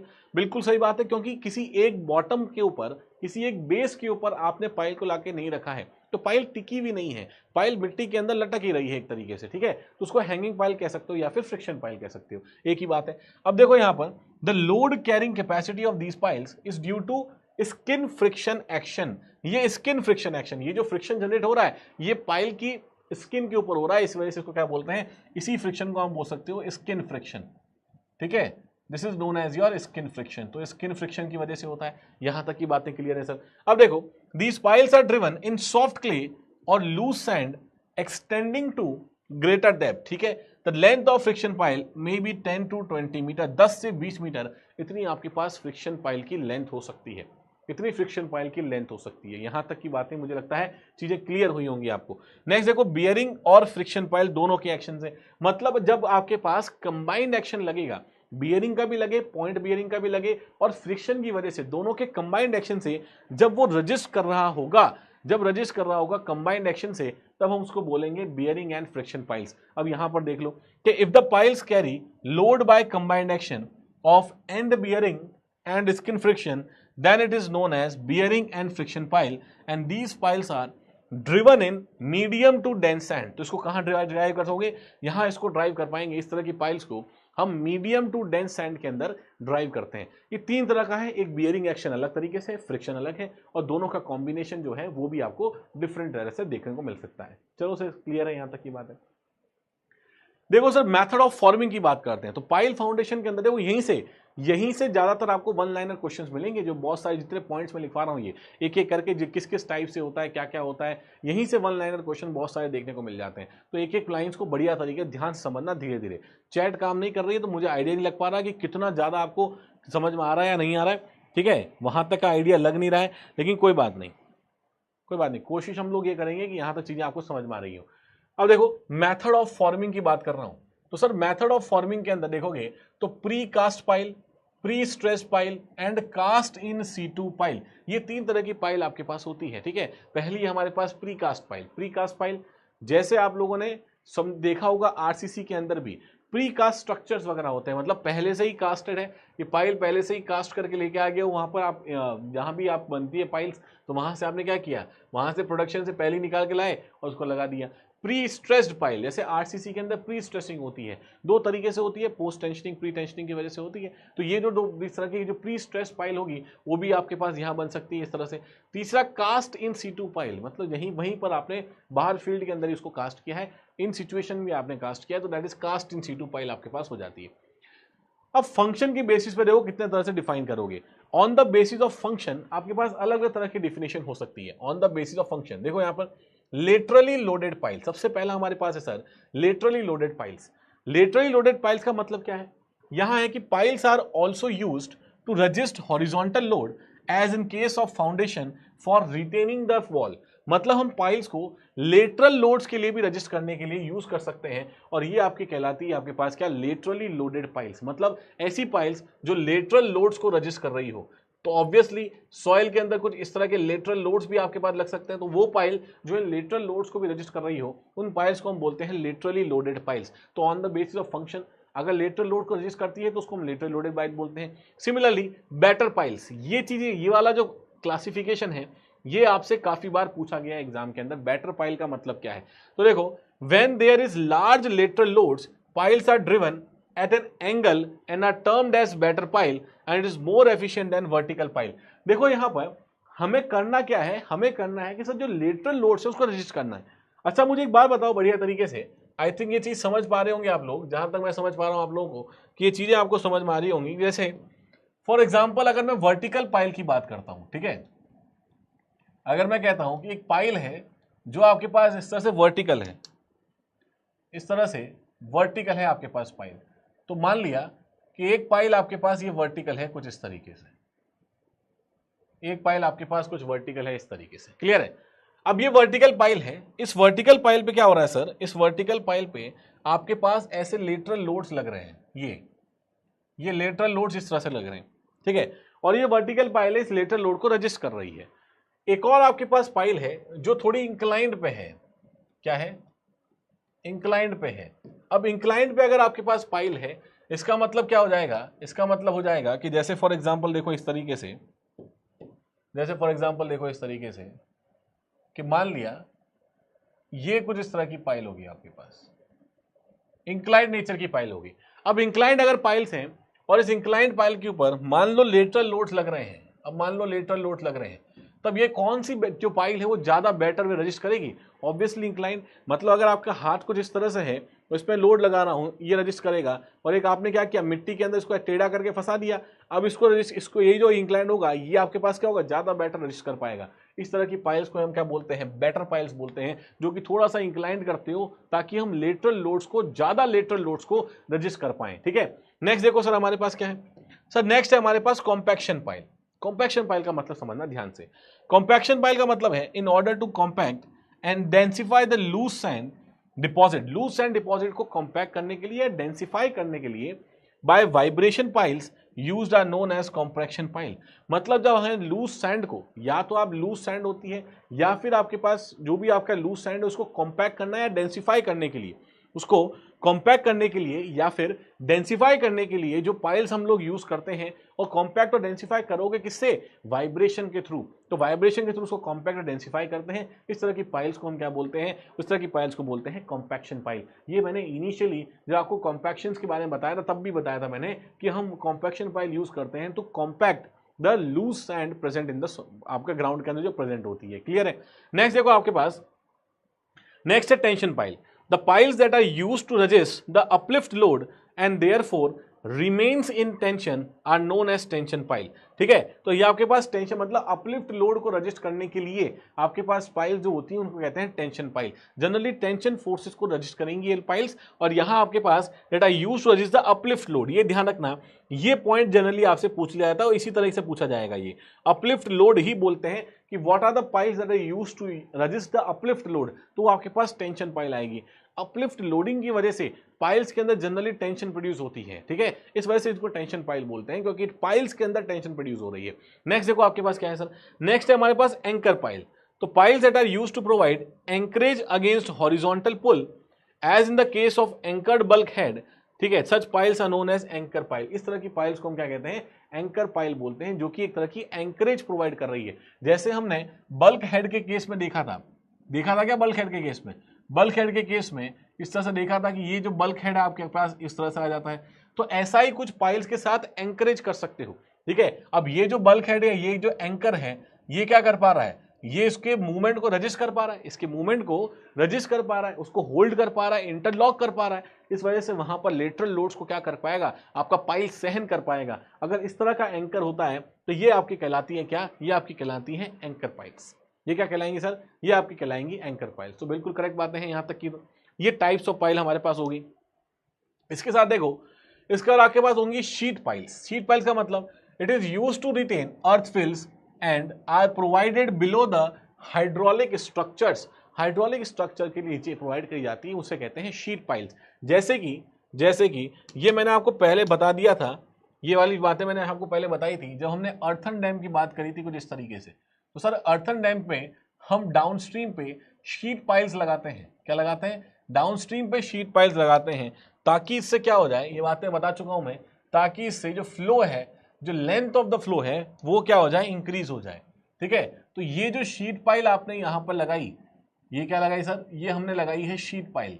ठीक है, तो ये जो आपने लगाई है शीट पाइल, ये क्या करेगा? ये हमारे पास लेंथ ऑफ फ्लो को इंक्रीज कर देगा एट द एग्जिट।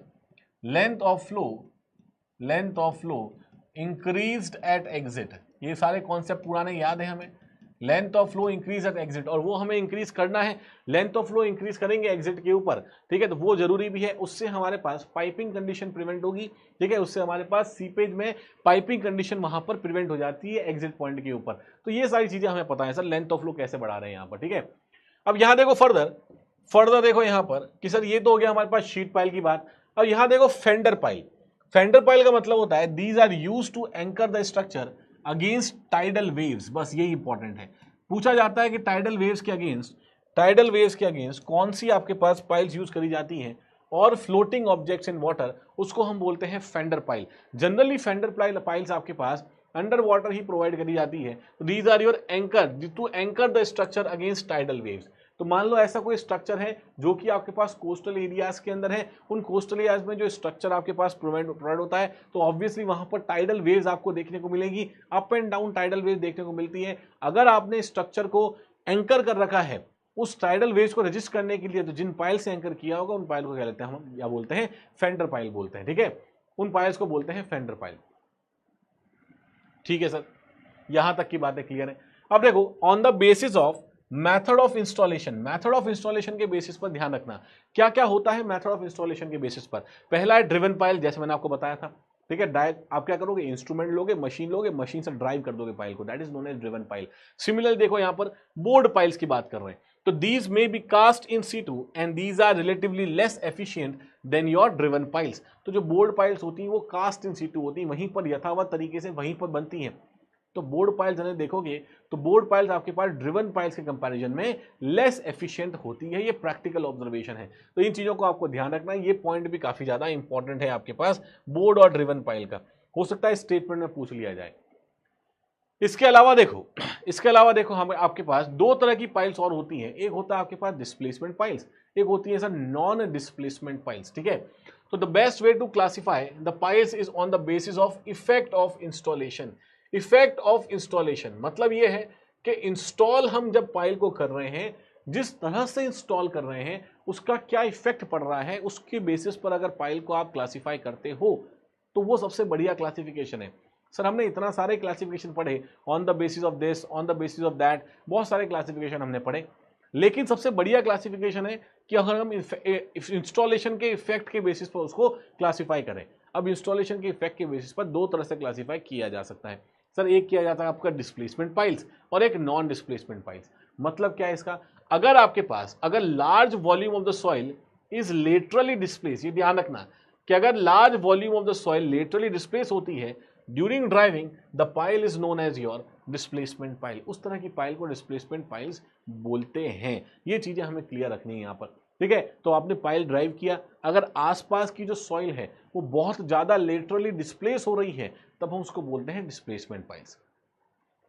नेक्स्ट देखो नॉन डिस्प्लेसमेंट पाइल। मतलब क्या है सर कि non displacement piles do not displace the soil significantly during installation. ऐसी पाइल्स जो आसपास की सॉइल को बहुत ज्यादा लेटरली डिस्प्लेस ना करें, बहुत ज्यादा लेटरली डिस्प्लेस ना करें, उस तरह की सॉइल, उस तरह की पाइल्स को हम बोलते हैं नॉन डिस्प्लेसमेंट पाइल्स। ठीक है, अब यहां पर देखो अगर मैं लूज सैंड्स की बात करूंगा, the displacement piles densify the sand up to a distance of 3.5 d of the pile from the center. This compaction leads to increase in the shearing strength of the soil within the zone of influence. मतलब अगर मैं बात करता हूं, देखो कि for example क्या बोल रहा है, मोटी मोटी बात बताता हूं क्या बोल रहा है कि मान लो ये आपके पास पाइल है, ठीक है, ये आपके पास पाइल है और ये मैं कह रहा हूं एक तरह की डिस्प्लेसमेंट पाइल्स है। अगर ये एक तरह की डिस्प्लेसमेंट पाइल है, इसका सेंटर देखो मैंने उठाया फॉर एग्जांपल ये, ठीक है, ये सेंटर उठाया। अब इस पाइल को क्या करोगे, इस पाइल को ड्राइव कर रहे होगे इसके अंदर, इस पाइल को क्या करोगे, ड्राइव कर रहे होगे। अगर यहाँ नीचे आपके पास जो सैंड है वो सैंड है लूज सैंड। कैसी सैंड है सर, लूज सैंड। और इसका जो डाया है पाइल का, ये डाया मान लेता हूं डी डाया है पाइल का।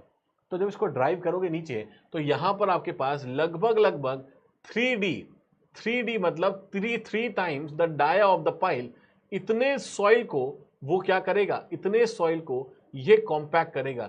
तो इसका जोन ऑफ इन्फ्लुएंस इतना है, ठीक है, इतने सॉइल को ये डेंसिफाई करेगा। This is your zone of influence. तो डेंस सॉइल के अंदर, मतलब सॉरी लूज सैंड के अंदर आपके पास जोन ऑफ इन्फ्लुएंस कितना आता है, 3 times the dia of piles आता है, 3 times the dia of pile, इतना आपको देखने को मिलता है। नेक्स्ट देखो, in case of clays large displacement piles remold the soil up to 2D of pile. अगर यहीं पर आपने क्ले को यूज किया है, किसको यूज किया है सर, अगर यहां आपने क्ले को यूज किया है तो ये जो जोन ऑफ इन्फ्लुएंस आएगा ये आएगा 2 times of diameter of the pile, 2 times the diameter of the pile, इतना आपको देखने को मिलता है। आई थिंक यहां तक की बातें समझ में आ रही होंगी, आई थिंक यहां तक की बातें समझ में आ रही होंगी, ठीक है।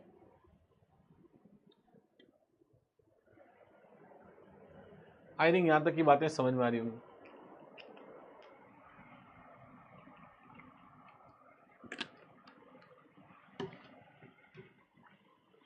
आज आप लोगों से बातचीत हो नहीं पा रही है।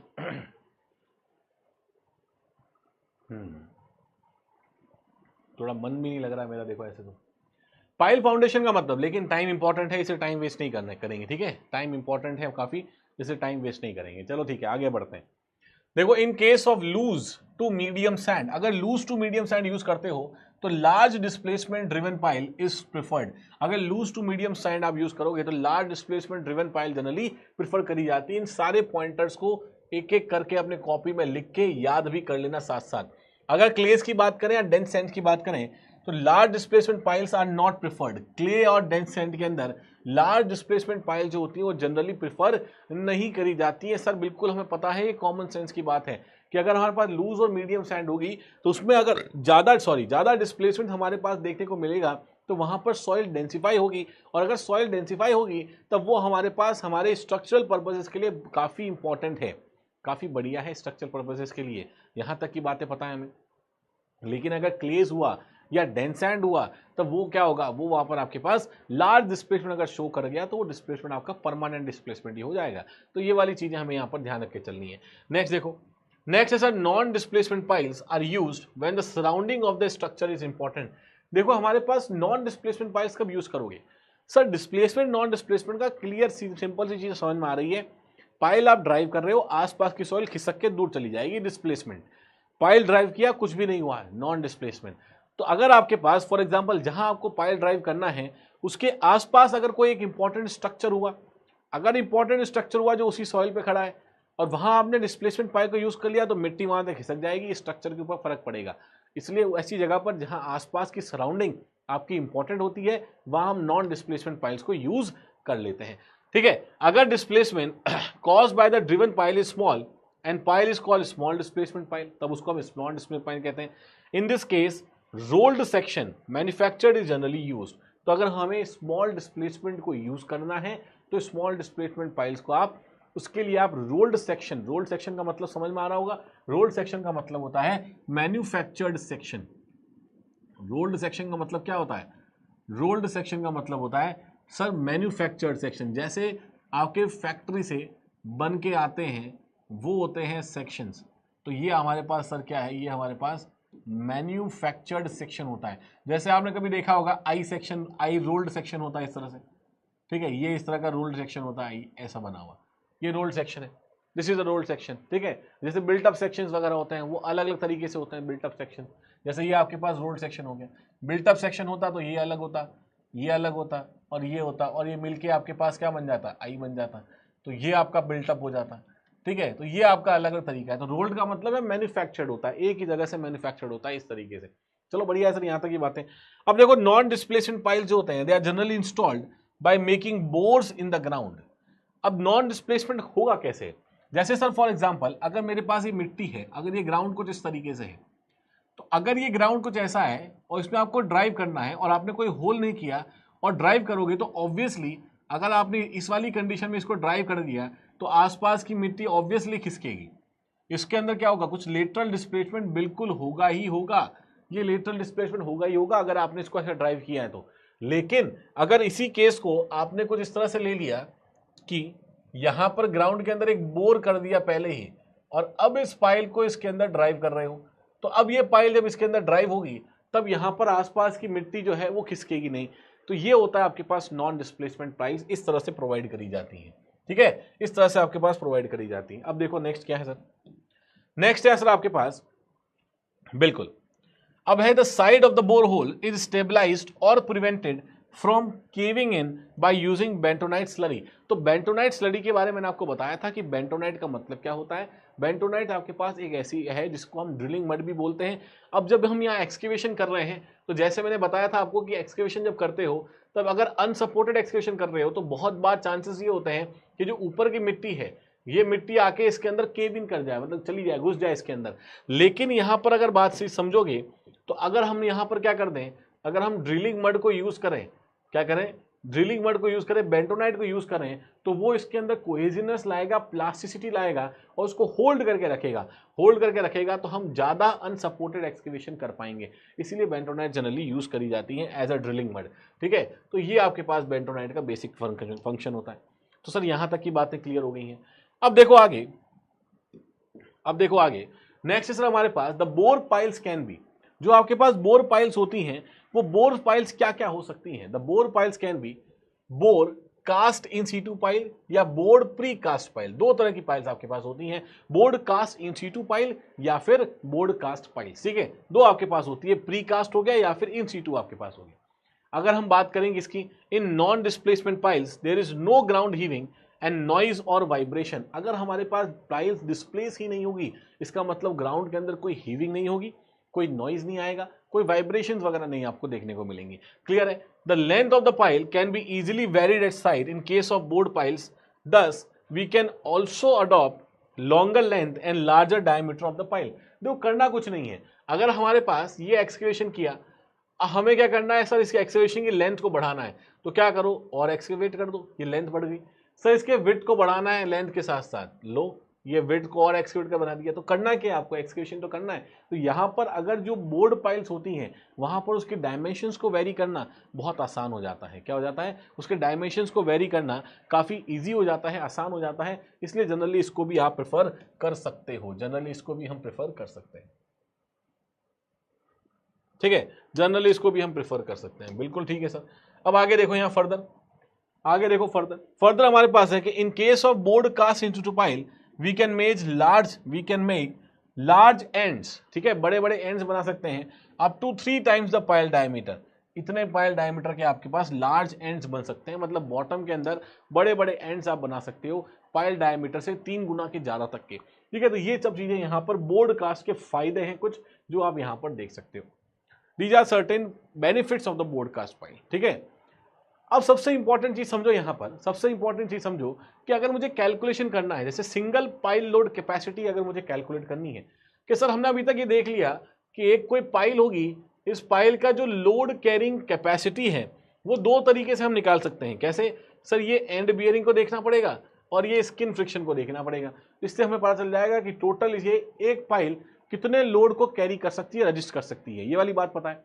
अब यहां पर देखो, it is assumed to be composed of point bearing capacity and frictional capacity. दोनों के आपके पास कंबाइंड एक्शन को देख रहे हैं। अब यहां पर देखो कि sir both the capacity do not develop और mobilize to full value simultaneously. दोनों ही अपनी मैक्सिमम वैल्यू पर एक साथ आएंगे नहीं। ये बात भी हमें ध्यान रखनी है कि फ्रिक्शन जरूरी नहीं है कि फ्रिक्शन पूरा का पूरा जनरेट हो जाए, जरूरी नहीं है आपके पास कि बियरिंग कैपेसिटी जो है वो बियरिंग कैपेसिटी पूरी जनरेट हो जाए। तो for developing full frictional resistance movement of the pile required small. तो वहां पर हमें, अगर मुझे फ्रिक्शनल रेजिस्टेंस पूरा जनरेट करना है, ध्यान समझना है चीज को कि अगर एक ऑब्जेक्ट है जिसको मैं क्या कर रहा हूं, अगर एक ऑब्जेक्ट को मैं ऐसे ड्राइव कर रहा हूं, अगर मान लो एक ऑब्जेक्ट को मैं जमीन के अंदर ऐसे ड्राइव करना चाहता हूं और मैं ये चाहता हूं कि इसका फ्रिक्शन मैक्सिमम जनरेट हो जाए सरफेस के ऊपर, तब उस टाइम पे क्या होगा, इसका मूवमेंट सबसे कम होना चाहिए, सबसे स्लो मूवमेंट होना चाहिए। जितना मुश्किल से वो अंदर जाएगा उसमें मिट्टी के अंदर, उतना ज्यादा मुझे लगता है वहां पर क्या डेवलप होगा, ज्यादा फ्रिक्शन डेवलप होगा। तो इसका जब अगर आपको फुल फ्रिक्शन डेवलप करना है, अगर इसको फुली मोबिलाइज करना है, फुली डेवलपमेंट का मतलब क्या होता है, फुली मोबिलाइज करना है, फुली, ये ऐसे लिखता हूं मोबिलाइजिंग फ्रिक्शन। अगर फ्रिक्शन को फुली मोबिलाइज करना है आपको, तब क्या करोगे, मूवमेंट जो होगा दैट शुड बी स्मॉल।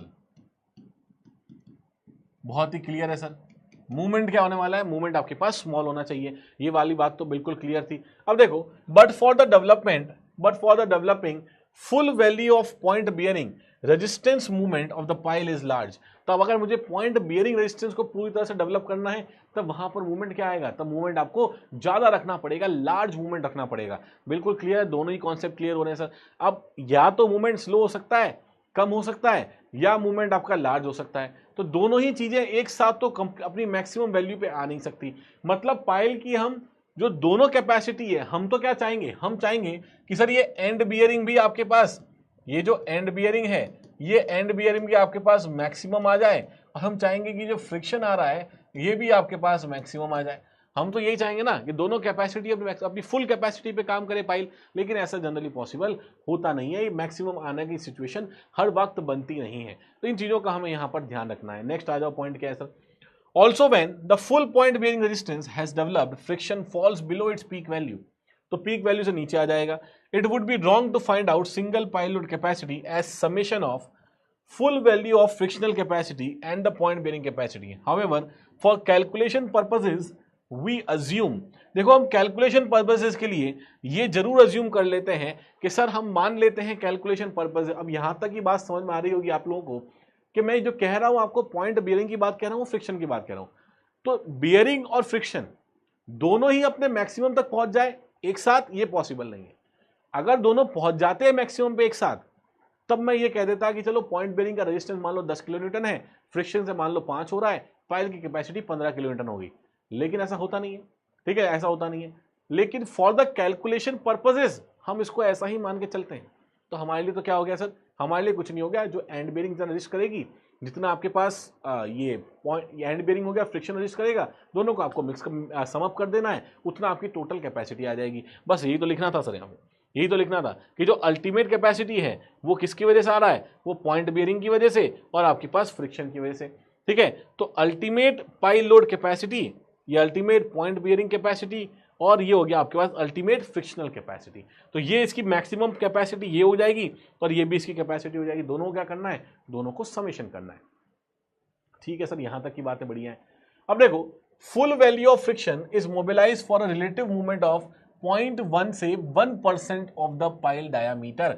मतलब ये देखो कि अगर आप देखोगे यहां पर, अगर आप ये चीज देखोगे कि फ्रिक्शन को फुली मोबिलाइज करना है, तो फुली मोबिलाइजिंग द फ्रिक्शन, जैसे मैंने बताया था आपको, क्या बताया सर आपने, अगर आपने देखा है कि अगर फ्रिक्शन को पूरी तरह से मोबिलाइज करना है तो ऑब्वियसली जो मूवमेंट आना चाहिए वो बहुत कम आना चाहिए।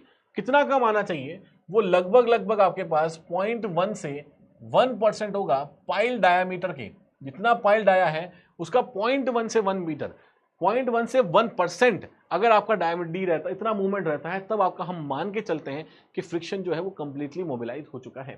ठीक है, अब यहां पर देखो, whereas full value of point bearing is mobilized at a relative movement of, और यही चीज क्या होनी चाहिए, 10 से 20% तक मूवमेंट अगर होगा तब हमारे पास कहते हैं कि पाइल डायमीटर का, कि तब आपके पास एंड बियरिंग जो है फुली मोबिलाइज होगी। तो ये भी आप लिख सकते हो कि फुली मोबिलाइजिंग पॉइंट बियरिंग या एंड बियरिंग, है ना। तो सर पॉइंट बियरिंग या एंड बियरिंग की बात करोगे तो 10 से 20% ऑफ द डायामीटर, 10 से 20% ऑफ द डायामीटर यहां आपको देखने को मिलेगा। सर एक बात बताओ यहां पर कि अगर मैं ड्रिवन पाइल्स की बात कर रहा हूं, इन the case of driven piles, तो ड्रिवन पाइल के केस में QPU प्लस QF, ये हमने बोला। सर QPU मतलब पॉइंट बियरिंग, मतलब QP multiply by area of the base. अच्छा, यहां पर अगर मैं बियरिंग की बात करूंगा तो ऑब्वियसली मेरा एरिया कौन सा आएगा, बेस एरिया तो आएगा। एरिया कौन सा आएगा, एरिया ऑफ बेस आने वाला है, तो बेस एरिया आपको देखने को मिलेगा। तो ऑब्वियसली यहां पर आपके पास ये QP का मतलब क्या है, point bearing resistance. This is the point bearing resistance जो आपको यहां देखने को मिलेगा।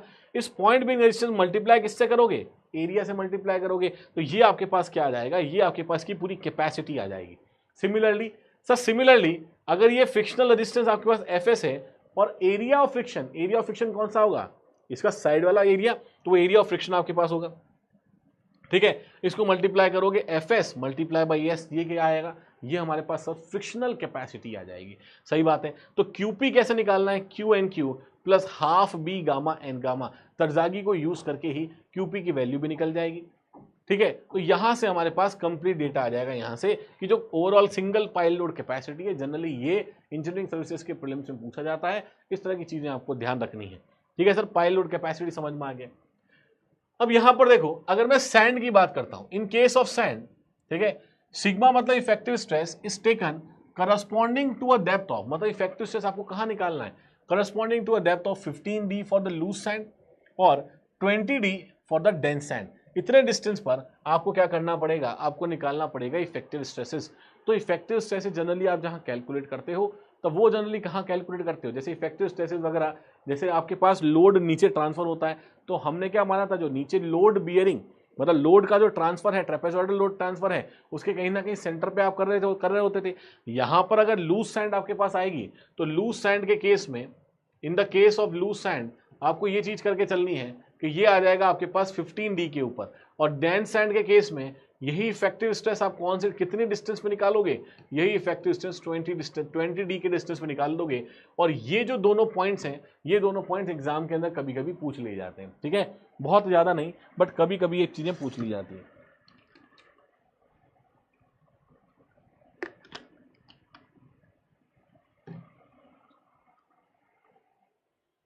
ठीक है सर, अब यहां पर देखो, यहां सर हमारे पास अलग अलग तरीके की चीजें हैं, जैसे हमारे पास यहां पर अलग अलग वैल्यूज हैं। फॉर एग्जांपल पाइल मटेरियल, अगर हमारे पास पाइल मटेरियल स्टील है, ठीक है, तो डेल्टा की वैल्यू हम कितनी ले लेंगे सर, डेल्टा की वैल्यू हम ले लेंगे लगभग 20 डिग्री। के की वैल्यू कितनी ले लेंगे सर, के की वैल्यू हम ले लेंगे लगभग 1।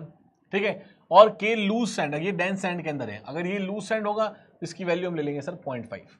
कितनी ले लेंगे सर इसकी वैल्यू हम ले लेंगे 0.5। ठीक है, एक चीज आपको यहां समझ में आ रही होगी कि सर यहां पर जो फ्रिक्शनल रेजिस्टेंस Fs आपने निकाला है, तो K सिग्मा 10 डेल्टा, इस तरह से आप क्या कर सकते हो, यहां से एफएस की वैल्यू को ऐसे कैलकुलेट कर सकते हो। तो ये के की वैल्यू जो आएगी ये आपके पास ऑब्वियसली डेंस है उस पर डिपेंड करेगी। ये आपका इफेक्टिव स्ट्रेस हो गया और ये 10 डेल्टा की वैल्यू आपके पास यहां से देखने को मिलेगी।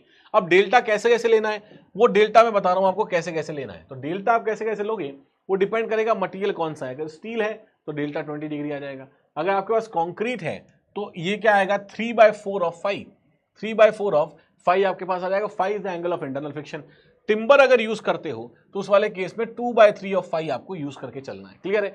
डेंस सैंड की बात करेंगे तो डेंस सैंड के अंदर के की वैल्यू, यहां जो के की वैल्यू है वो आएगा 1, कंक्रीट का बना होगा तो 2 और टिम्बर बना होगा तो 4 आपको यहां पर यूज करना पड़ेगा। सर लूज सैंड की बात कर लो एक बार। लूज सैंड के केस में अगर के की वैल्यू देखोगे तो लूज सैंड के केस में के की value in the case of timber, in the case of steel 0.5 आ जाएगा, इन द केस ऑफ कंक्रीट 1 आ जाएगा, इन द केस ऑफ आपके पास टिम्बर 1.5 आ जाएगा। ये वैल्यू हमें यहां से क्या करनी है, अडॉप्ट करके चलनी है। इतनी बातें आई थिंक यहां पर क्लियर होगी। तो as per IS code delta is taken as 5 and value of K is adopted between 1 से 3। अगर आईएस कोड की बात करी जाए तो आईएस कोड के केस में तो आप ये मान लो कि उसने तो बोला है कि डेल्टा की वैल्यू को 5 की वैल्यू के बराबर मान सकते हो और के को आपको 1 से 3 के बीच में अडॉप्ट करना है। ठीक है, ये सब डिजाइन रिक्वायरमेंट्स हैं जो हम यहाँ पर यूज करते हैं जब भी हम लोड को कैलकुलेट कर रहे होते हैं। जब भी हम लोड्स को कैलकुलेट कर रहे होते हैं तो इस तरह से हम इसको डिजाइन करके चल सकते हैं। क्लियर है। ठीक है सर। अब यहां देखो bored cast in situ pile in sand. Sand के अंदर जो bored cast in situ piles हैं वो किस किस तरीके से डिफाइन होती है उसके बारे में बातचीत करते हैं। उसके बारे में बातचीत करते हैं। Bored cast in situ piles. Chat section आज चल नहीं रहा है।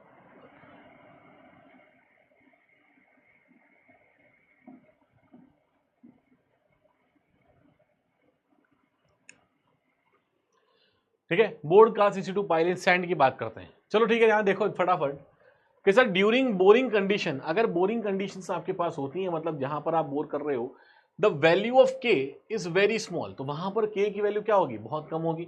बिल्कुल करेक्ट है sir. Hence load carrying capacity is small as compare to driven pile. तो वहां पर लोड कैरिंग कैपेसिटी इसीलिए तो बताया गया था कि वहां पर लोड कैरिंग कैपेसिटी क्या होगी, कम होगी compare to driven pile. Now the value of K can be thought to be as small because of the tendency of development.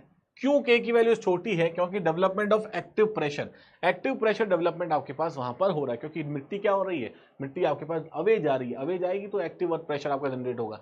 अब value of K is taken as 0.5 and delta is 5 for calculation purposes. तो generally यहां पर इस वाले case के अंदर हम value of के को हम जनरली 0.5 लेके चलते हैं और डेल्टा को आप 5 के बराबर लेके चलोगे फॉर कैलकुलेशन पर्पसेस। दस एफएस कैन बी कैलकुलेटेड, तो एफएस को हम यहां से कैलकुलेट कर सकते हैं। अगर मेरे पास के है, डेल्टा है, 5 है, तो एफएस को तो कैलकुलेट किया जा सकता है।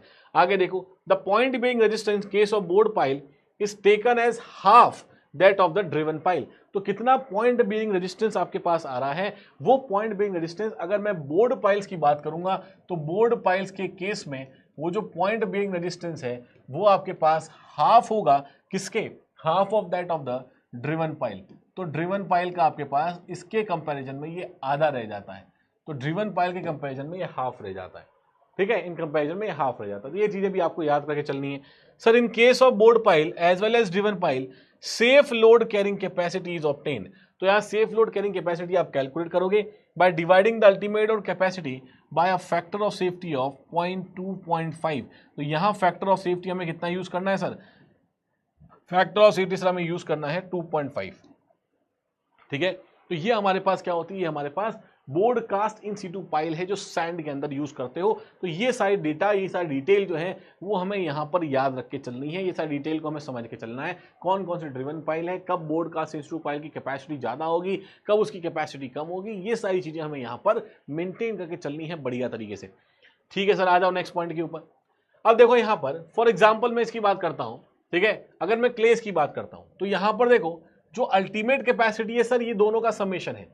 जो अल्टीमेट कैपेसिटी है वो इन दोनों का समेशन है, पॉइंट बेरिंग का और क्यूएफ का, यहां तक। ठीक है, अगर मैं यहां बात करूंगा पॉइंट बेरिंग की, इसका मतलब है कि QP multiply by area of base, QP multiply by area of base. और सिमिलरली अगर मैं क्यूएफ की बात करूंगा तो ये जो फ्रिक्शनल रेजिस्टेंस है multiply by the side area आपके पास आएगा।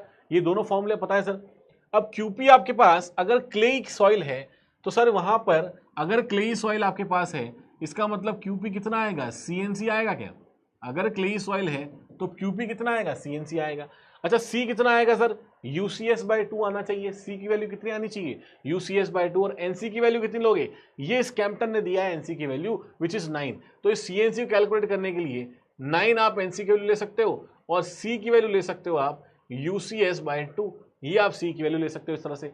अब देखो एफएस देखोगे तो सर एफएस आपके पास अल्फा इंटू सीयू होता है और अल्फा जो है this is basically your adhesion factor. इस तरह से वैल्यूज को कैलकुलेट किया जाता है। तो सर एफएस आपके पास यहाँ क्या होगा, अल्फा इंटू सीयू। अगर हम किसकी बात कर रहे हैं, ये दोनों ही बातें जब कर रहे हैं जब आप क्ले को यूज करते हो, किसको यूज करते हो, क्ले को यूज करते हो, तो वहां पे एडिशन फैक्टर और ये जो कोहेजन वाला साइन होता है ये जनरली यूज किया जाता है। एडिशन फैक्टर और कोहेजन वाला जो साइन है, फॉर एग्जांपल यहाँ पर जो कोहेजन है तो जो बियरिंग कैपेसिटी तजागी की हम लोग यूज कर रहे थे CNC प्लस QNQ प्लस हा बी गामा एन गामा, तो जब प्योरली आपके पास कोहेसिव सॉइल्स ही हैं तब उस वाले केस के अंदर देखो CNC इनिशियल वाली टर्म आ जाएगी आपके पास कोहेजन वाली। पहले ये टर्म नहीं आ रही थी, पहले पॉइंट जो आप निकाले थे, पहले पॉइंट बियरिंग निकाल रहे थे वहां पर क्या कर रहे थे हम वहां पर QP into NQ plus half B gamma N gamma वो टर्म यूज कर रहे थे। वहां पर C को हमने क्या कर दिया था, 0 कर दिया था। लेकिन यहां पर तो कोहेजन को आपको इंक्लूड करना पड़ेगा साथ साथ। आगे देखो, alpha depends on the adhesion between the soil and phi, softer is the clay, larger is the value of alpha. अब ये टर्म आपको याद रखना है, जितना आपके पास सॉफ्ट क्ले होती जाएगी उतनी ज्यादा अल्फा की वैल्यू आपके पास क्या होती जाएगी, बढ़ती जाएगी। Alpha as softer clay has greater tendency to adhere to the pile. ठीक है, इसका मतलब हो जाएगा जितना ज्यादा आपके पास क्या होगा, as softer clay has greater tendency to adhere to the pile, जितनी सॉफ्टर क्ले होगी उतना ज्यादा वो बराबर उससे क्या होगी, बराबर उससे चिपक सकती है। इसका मतलब ये हो जाएगा सर जितनी सॉफ्ट आपके पास क्ले होगी उतनी ज्यादा ये अल्फा की वैल्यू हमें देखने को मिलेगी। ठीक है, तो यहां पर ये देखना है कि sir for soft to very soft clay alpha लेना है आपको 1, for medium soft alpha obviously कम हो जाएगा, ये हो जाएगा सर 0.7 के आसपास। For very stiff clay alpha आपके पास 0.3 और फॉर स्टिफ क्ले के लिए अल्फा 0.4 हो जाएगा। तो जैसे जैसे सॉफ्टनेस से स्टिफनेस की तरफ जा रहे हो अल्फा की वैल्यू क्या होती जा रही है सर, अल्फा की वैल्यू कम होती चली जा रही है। ये चीजें हमें ध्यान रखनी है। तो देखो, while calculating QP CU is taken at the base of the pile and while calculating FS CU is averaged over the length of the pile. तो जब CU की वैल्यू निकालते हैं, ठीक है, तो CU की वैल्यू निकालोगे, जब QP की वैल्यू निकाल रहे हो आप यहाँ पर, तो जो CU की वैल्यू है it is taken at the base of the pile, वो हम बेस ऑफ द पाइल पे जनरली कैलकुलेट करके चलते हैं।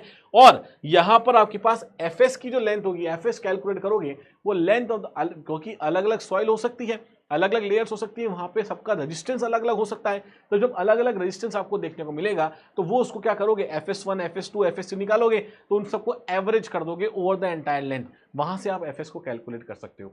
ठीक है सर, यहां तक की बातें समझ में आ रही हैं। अब देखो, if driven pile is used in clays the pile should be left undisturbed for 30 days. अगर आपने ड्राइव कर दिया 30 days during which clay can regain most of its strength. बिल्कुल करेक्ट बात है कि अगर मैं ड्रिवन पाइल को पुट कर रहा हूं मिट्टी के अंदर तो उसकी रीमोल्डिंग की वजह से, बिकॉज ऑफ द रीमोल्डिंग कुछ स्ट्रेंथ के अंदर लॉस देखने को मिलेगा। तो लॉस इन स्ट्रेंथ, कुछ स्ट्रेंथ में आपको लॉस देखने को मिलेगा यहाँ पर, तो लॉस इन स्ट्रेंथ देखने को मिलेगा अगर आप क्या करोगे, रीमोल्डिंग करोगे तो। और हमें पता है कि क्ले के अंदर एक प्रोसेस होता है थिक्सोट्रॉपी का, कि अगर क्ले को आप अनडिस्टर्ब रख दोगे तो समय के साथ क्ले अपनी ताकत को वापस से क्या करता है, रीगेन करता है, उसको कहते हैं प्रोसेस ऑफ थिक्सोट्रॉपी। तो यहाँ पर क्ले को अगर हम इसको ड्राइव कर रहे हैं इसके अंदर, क्लेस के अंदर, तो लगभग 30 दिन के लिए इसको छोड़ देते हैं, बिना कोई डिस्टर्बेंस किए छोड़ दो इसको, ताकि क्ले की जो ताकत है वापस से क्या आ जाए, रीगेन हो जाए। Now static pile load formula is just a preliminary estimate of the pile capacity.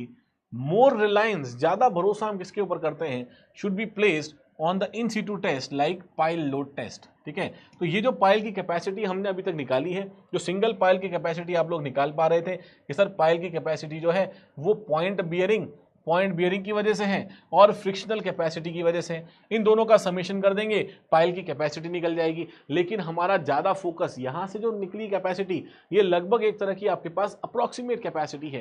ठीक है, इसका मतलब ये नहीं है कि इस पर आप पूरा तरह से भरोसा कर सकते हो, प्रैक्टिकल पर्पज इसकी बात बता रहा हूँ। लेकिन जनरली आप देखोगे तो ज़्यादा रिलायंस हम करते हैं, ज़्यादा भरोसा हम करते हैं, ये क्या है, ये आपके ज्यादा भरोसा हम किसके ऊपर कर रहे हैं, ज्यादा भरोसा हम कर रहे हैं पाइल लोड टेस्ट के ऊपर। किसके ऊपर कर रहे हैं, पाइल लोड टेस्ट के ऊपर। क्लियर है, ये सब चीजें हमारे पास होती हैं यहाँ पर।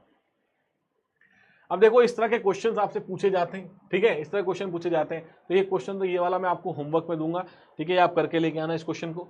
एक क्वेश्चन आपके पास ये है सर्कुलर ड्राफ्ट फाउंडेशन का।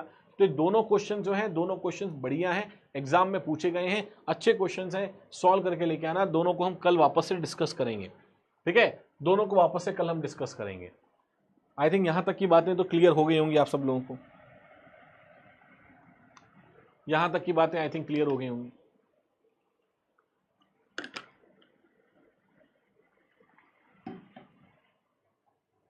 यहां तक की बातें क्लियर हो गई होंगी। चलो ठीक है, अब यहां पर देखो आगे फर्दर देखो ग्रुप एक्शन ऑफ पाइल, ठीक है, ग्रुप एक्शन ऑफ पाइल्स के बारे में बातचीत करते हैं थोड़ी सी, और उसके बाद हम आगे बढ़ेंगे इसमें। ग्रुप एक्शन ऑफ पाइल, और मोर इंपॉर्टेंट आपके पास पाइल लोड कैपेसिटी है, ठीक है, ज्यादा इंपॉर्टेंट क्या है सर, ज्यादा इंपॉर्टेंट पाइल लोड टेस्ट है, जो कि काफी ज्यादा इंपॉर्टेंट है। उसके बारे में भी हम, पाइल लोड टेस्ट तो हम कल ही पढ़ेंगे, पाइल लोड टेस्ट को कल पढ़ेंगे, लेकिन ग्रुप एक्शन को आज देख लेते हैं थोड़ा सा। पाइल लोड को हम कल पढ़ेंगे, लेकिन ग्रुप एक्शन को आज देख लेते हैं बढ़िया तरीके से, ठीक है, ठीक है, ये दोनों क्वेश्चन तो आपको करके लेके आने, ठीक है। आ जाओ group action of the pile के ऊपर, ठीक है, group action of the pile के ऊपर आ जाओ। अब देखो यहां पर सर, यहां पर ये है कि piles are always use in group. सीधी बात है सर, ऐसी तो बात है नहीं कि कोई कंस्ट्रक्शन साइट चल रही होगी और वहां पर हम सिंगल पाइल को यूज कर रहे होंगे, ऐसा तो होता नहीं है। हमेशा पाइल को क्या किया जाता है, ग्रुप के अंदर यूज किया जाता है। तो उसका ग्रुप एक्शन या ग्रुप कैपेसिटी कितनी होगी, वो आपकी बेसिकली डिपेंड करती होती है पाइल की। तो normally in the case of driven pile के बारे में बात करें, there is uncertainty about the verticality of the pile and hence driven pile minimum number of piles used are 3। इसलिए मिनिमम हम 3 पाइल्स को यूज करके चलते हैं, क्योंकि जब हम पाइल्स को ड्राइव करेंगे, ज्यादातर किसकी बात कर रहे हैं, देखो 2 तरह की पाइल्स थी आपके पास, अभी तक याद हो गई होंगी। एक होती है ड्रिवन पाइल्स, एक होती है बोर्ड पाइल्स। क्या होती है, एक ड्रिवन पाइल्स और दूसरी हमारे पास होती है बोर्ड पाइल्स। ये 2 तरह की पाइल्स आपके पास होती हैं, ड्रिवन और बोर्ड पाइल्स। अगर मैं ड्रिवन पाइल्स की बात कर रहा हूं तो यहां पर हमें क्या करना पड़ेगा, इस पाइल को नीचे ड्राइव करते हो इस तरह से। बोर्ड पाइल में तो आप होल बना के उसको ड्राइव कर रहे हो आराम से, तो वहां पर तो वर्टिकलिटी का इश्यू नहीं है। वर्टिकलिटी का मतलब जो उसका कितनी एकदम सीधी सीधी रहेगी नहीं रहेगी उसका इश्यू नहीं है, लेकिन जब इसको ड्राइव करोगे तो यहां पर वर्टिकलिटी का इश्यू जनरेट हो सकता है, ठीक है। तो यहां पर verticality is a major problem. तो इस वाले केस के अंदर वर्टिकलिटी आपके पास एक बहुत बड़ी प्रॉब्लम है, किसमें, ड्रिवन पाइल्स के अंदर। बोर्ड पाइल्स के अंदर प्रॉब्लम नहीं है। तो उसको देखने के लिए हम minimum number of pile 3 use करते हैं। और ये क्वेश्चन जो है, ये क्वेश्चन भी आपसे एक बार पूछा गया एग्जाम के अंदर, इस चीज को भी ध्यान रखना है। ये मुझे याद नहीं आ रहा कौन सा एग्जाम है, एग्जैक्ट डेटा याद नहीं आ रहा, लेकिन हाँ इस तरह का एक क्वेश्चन जरूर आपसे पूछा गया। आगे देखो sir, in case of bored piles, अगर मैं बोर्ड पाइल्स की बात कर रहा हूं, however verticality can be insured, hence single pile can be used but we will always use group of pile। इस वाले केस के अंदर वर्टिकलिटी दिक्कत आएगी नहीं। क्यों, क्योंकि सर पहले आप होल कर रहे हो, और होल जब ड्रॉ कर रहे हो तो वर्टिकलिटी बना लो यहां पर, और फिर क्या करेंगे इसके अंदर, और फिर इसके अंदर पाइल्स को ड्राइव करेंगे। तो अब इसके अंदर पाइल को ड्राइव किया तो ऑब्वियसली पाइल भी क्या रहेगी, पाइल वर्टिकल रहेगी। तो यहां पर कोई दिक्कत नहीं आती है बोर्ड पाइल के अंदर। तो इस वजह से यहां पर सिंगल पाइल को भी यूज किया जाता है, यूज किया जा सकता है, लेकिन फिर भी हम क्या करेंगे, ग्रुप एक्शन को जनरली यूज करते हैं, पाइल्स को इस तरह से यूज कर पाते हैं। क्लियर है सर। अब देखो in case of expanding soil, जब सॉइल आपके पास एक्सपेंडिंग सॉइल है, जब सिंक के स्वेलिंग ज्यादा हो रही है, generally free standing piles are use. Sir free standing piles, hanging piles, friction piles, ये सब बातें हमें पता है, ये सब ज्यादा एक तरह की होती हैं। To avoid the ground tightening, piles in sand should begin at the centre of the area and one should move outwards. देखो मतलब क्या है इस वाले स्टेटमेंट का, ये स्टेटमेंट एक बार बढ़िया तरीके से पूछा गया था कि जब आपको अलग अलग तरह की पाइल्स को ड्राइव करते हो तब क्या सीक्वेंस आपको फॉलो करना है, ये चीज देखो ध्यान से। तो इसने बोला है सीक्वेंस ऐसा फॉलो करो कि सेंटर पे सबसे पहले डालो।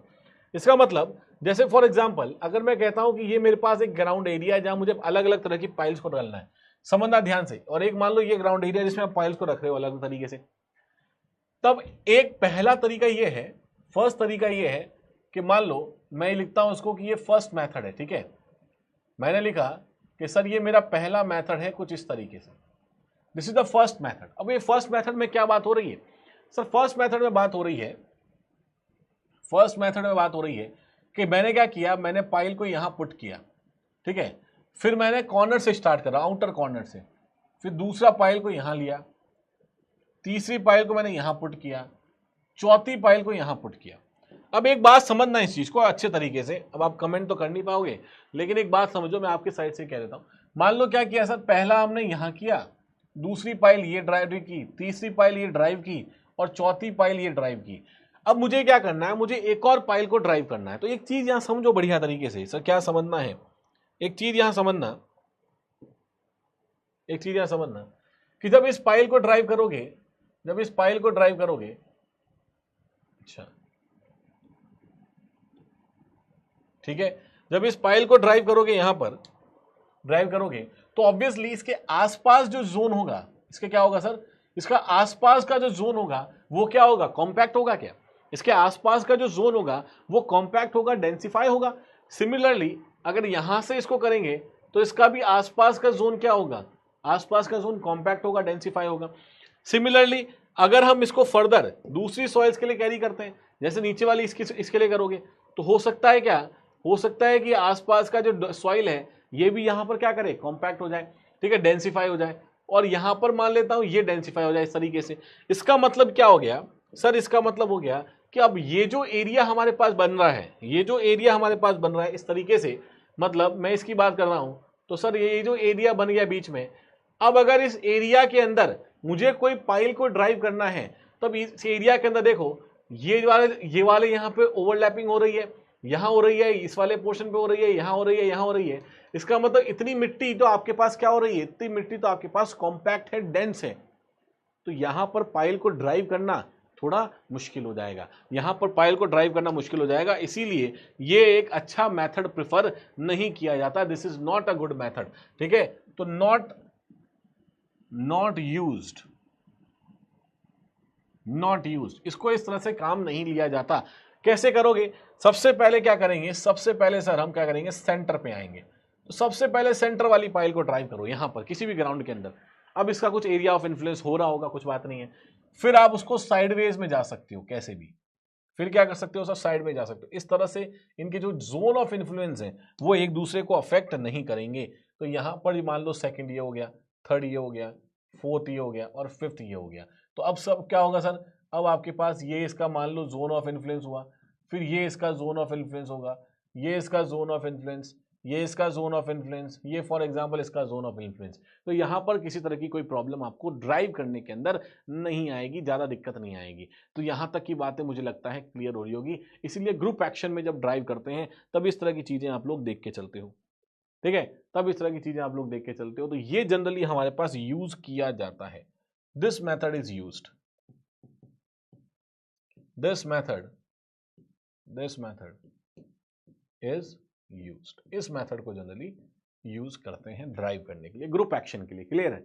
तो सर यही तो बात बोली, यहां पर यही बात बोली गई। अब देखो यहां पर अगर आप ग्रुप की ultimate group pile load capacity की बात करोगे, और क्यूयू आपके पास ultimate single pile load capacity है, ठीक है। अगर एक सिंगल की कैपेसिटी तो हम निकाल चुके हैं, यही अगर आप ग्रुप की कैपेसिटी को यहां पर कैलकुलेट करोगे, तो यहां देखो अगर एफिशिएंसी ऑफ ग्रुप की मैं बात करता हूं, तो ग्रुप एफिशिएंसी मेरे पास आएगा, ग्रुप जो आपके पास है ultimate capacity of group of pile divided by N मतलब number of piles, multiply by single pile capacity.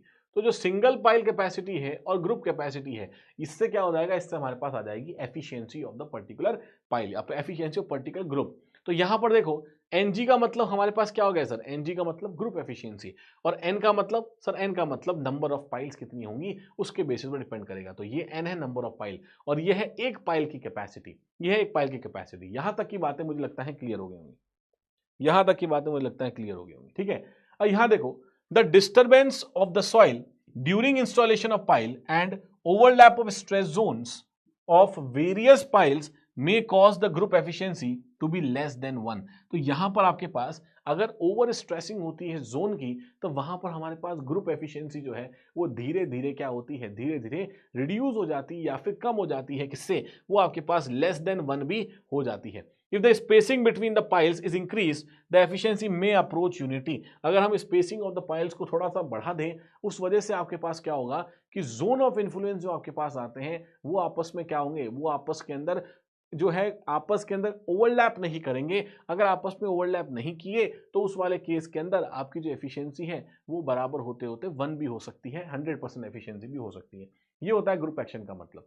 अब देखो स्पेसिंग क्राइटेरिया क्या होता है सर, मिनिमम स्पेसिंग क्राइटेरिया है कितना, कितना हमें स्पेसिंग को रखना है ये तो बता दो एक बार। तो sir minimum spacing criteria as per IS code, IS code के अकॉर्डिंग क्या रहता है, तो ध्यान से याद रखना इन फॉर्मूलेज को, इन डेटा को, बहुत इंपॉर्टेंट है। क्या है sir, 2.5 times the pile diameter for end bearing piles. तो एंड बियरिंग पाइल्स के लिए 2.5 टाइम्स द पाइल डायमीटर, इतनी स्पेसिंग होनी ही चाहिए। 3 times the pile diameter for friction pile, तो फ्रिक्शन पाइल्स के लिए 3 टाइम्स होना चाहिए। 2 times the pile diameter for loose sand and filled deposits, तो लूज सैंड और फिल्ड डिपॉजिट्स के लिए लगभग 2 टाइम्स आपके पास होना चाहिए। देखो नोट में क्या है, in case of non circular pile the diameter of circumscribed circle is taken as the diameter for minimum spacing calculations. मतलब अगर मैंने फॉर एग्जांपल ये रेक्टेंगल ले लिया, ठीक है, ये आपने for example non circular pile से, मान लो सर्कुलर पाइल है डायमीटर डी ले लोगे, अगर नॉन सर्कुलर पाइल है तो डायमीटर ऑफ सर्कमस्क्राइब्ड सर्कल, तो इसका जो सर्कमस्क्राइब्ड सर्कल जो इसको कवर अप कर रहा है, ठीक है, जो इसको कवर अप कर रहा है, तो वो जो सर्कल आपके पास आएगा उसका डायमीटर आप जरूर लोगे इसको, ठीक है, सर्कमस्क्राइब्ड सर्कल का डायमीटर आप यहाँ पे जनरली लेते हैं, और उसके कंपैरिजन में ये 2.5 सॉरी 2.5 3 और 2 आपके पास यहां पर मिल जाएगा। बिल्कुल ठीक है सर। अब यहां पर देखो द ग्रुप ऑफ पाइल में फेल एज, अगर कोई आपके पास ग्रुप में आपने पाइल्स को कुछ इस तरह से अरेंज किया है, जैसे मान लो 9 पाइल्स थी, आपने 1 2 3 4 5 6 7 8 9 इस तरह से इसको अरेंज कर दिया है, तब ये 2 तरीके से फेल हो सकती है। हो सकता है कि पूरा ब्लॉक एक साथ फेल करे, हो सकता है कि इंडिविजुअल पाइल फेलियर आपको देखने को मिले। तो सर ये इंडिविजुअल पाइल फेलियर और पूरा ब्लॉक जो है वो आपको देखने को मिल सकता है। अब यहां सर एक चीज हमें पता है कि जो ग्रुप एक्शन आपके पास आएगा वो पॉइंट बियरिंग की वजह से और फ्रिक्शन की वजह से आपको देखने को मिलेगा। पॉइंट बियरिंग के अंदर आपके पास QP multiply by area of base, और यहां पर जो QP है that will B CU into NC, that will B CU into NC। तो सर NC की वैल्यू कितनी आएगी, NC की वैल्यू 9 आएगी एज पर स्कैम्पटन के हिसाब से आप देखोगे तो NC की वैल्यू 9 आने वाली है आपके पास। सिमिलरली QF की वैल्यू देखोगे तो QF हमारे पास FS इंटू AS होता है, ये तो हम पता ही है। FS आपके पास अल्फा इंटू CU, अल्फा क्या है सर, एडिशन फैक्टर है सर, बिल्कुल पता है हमें।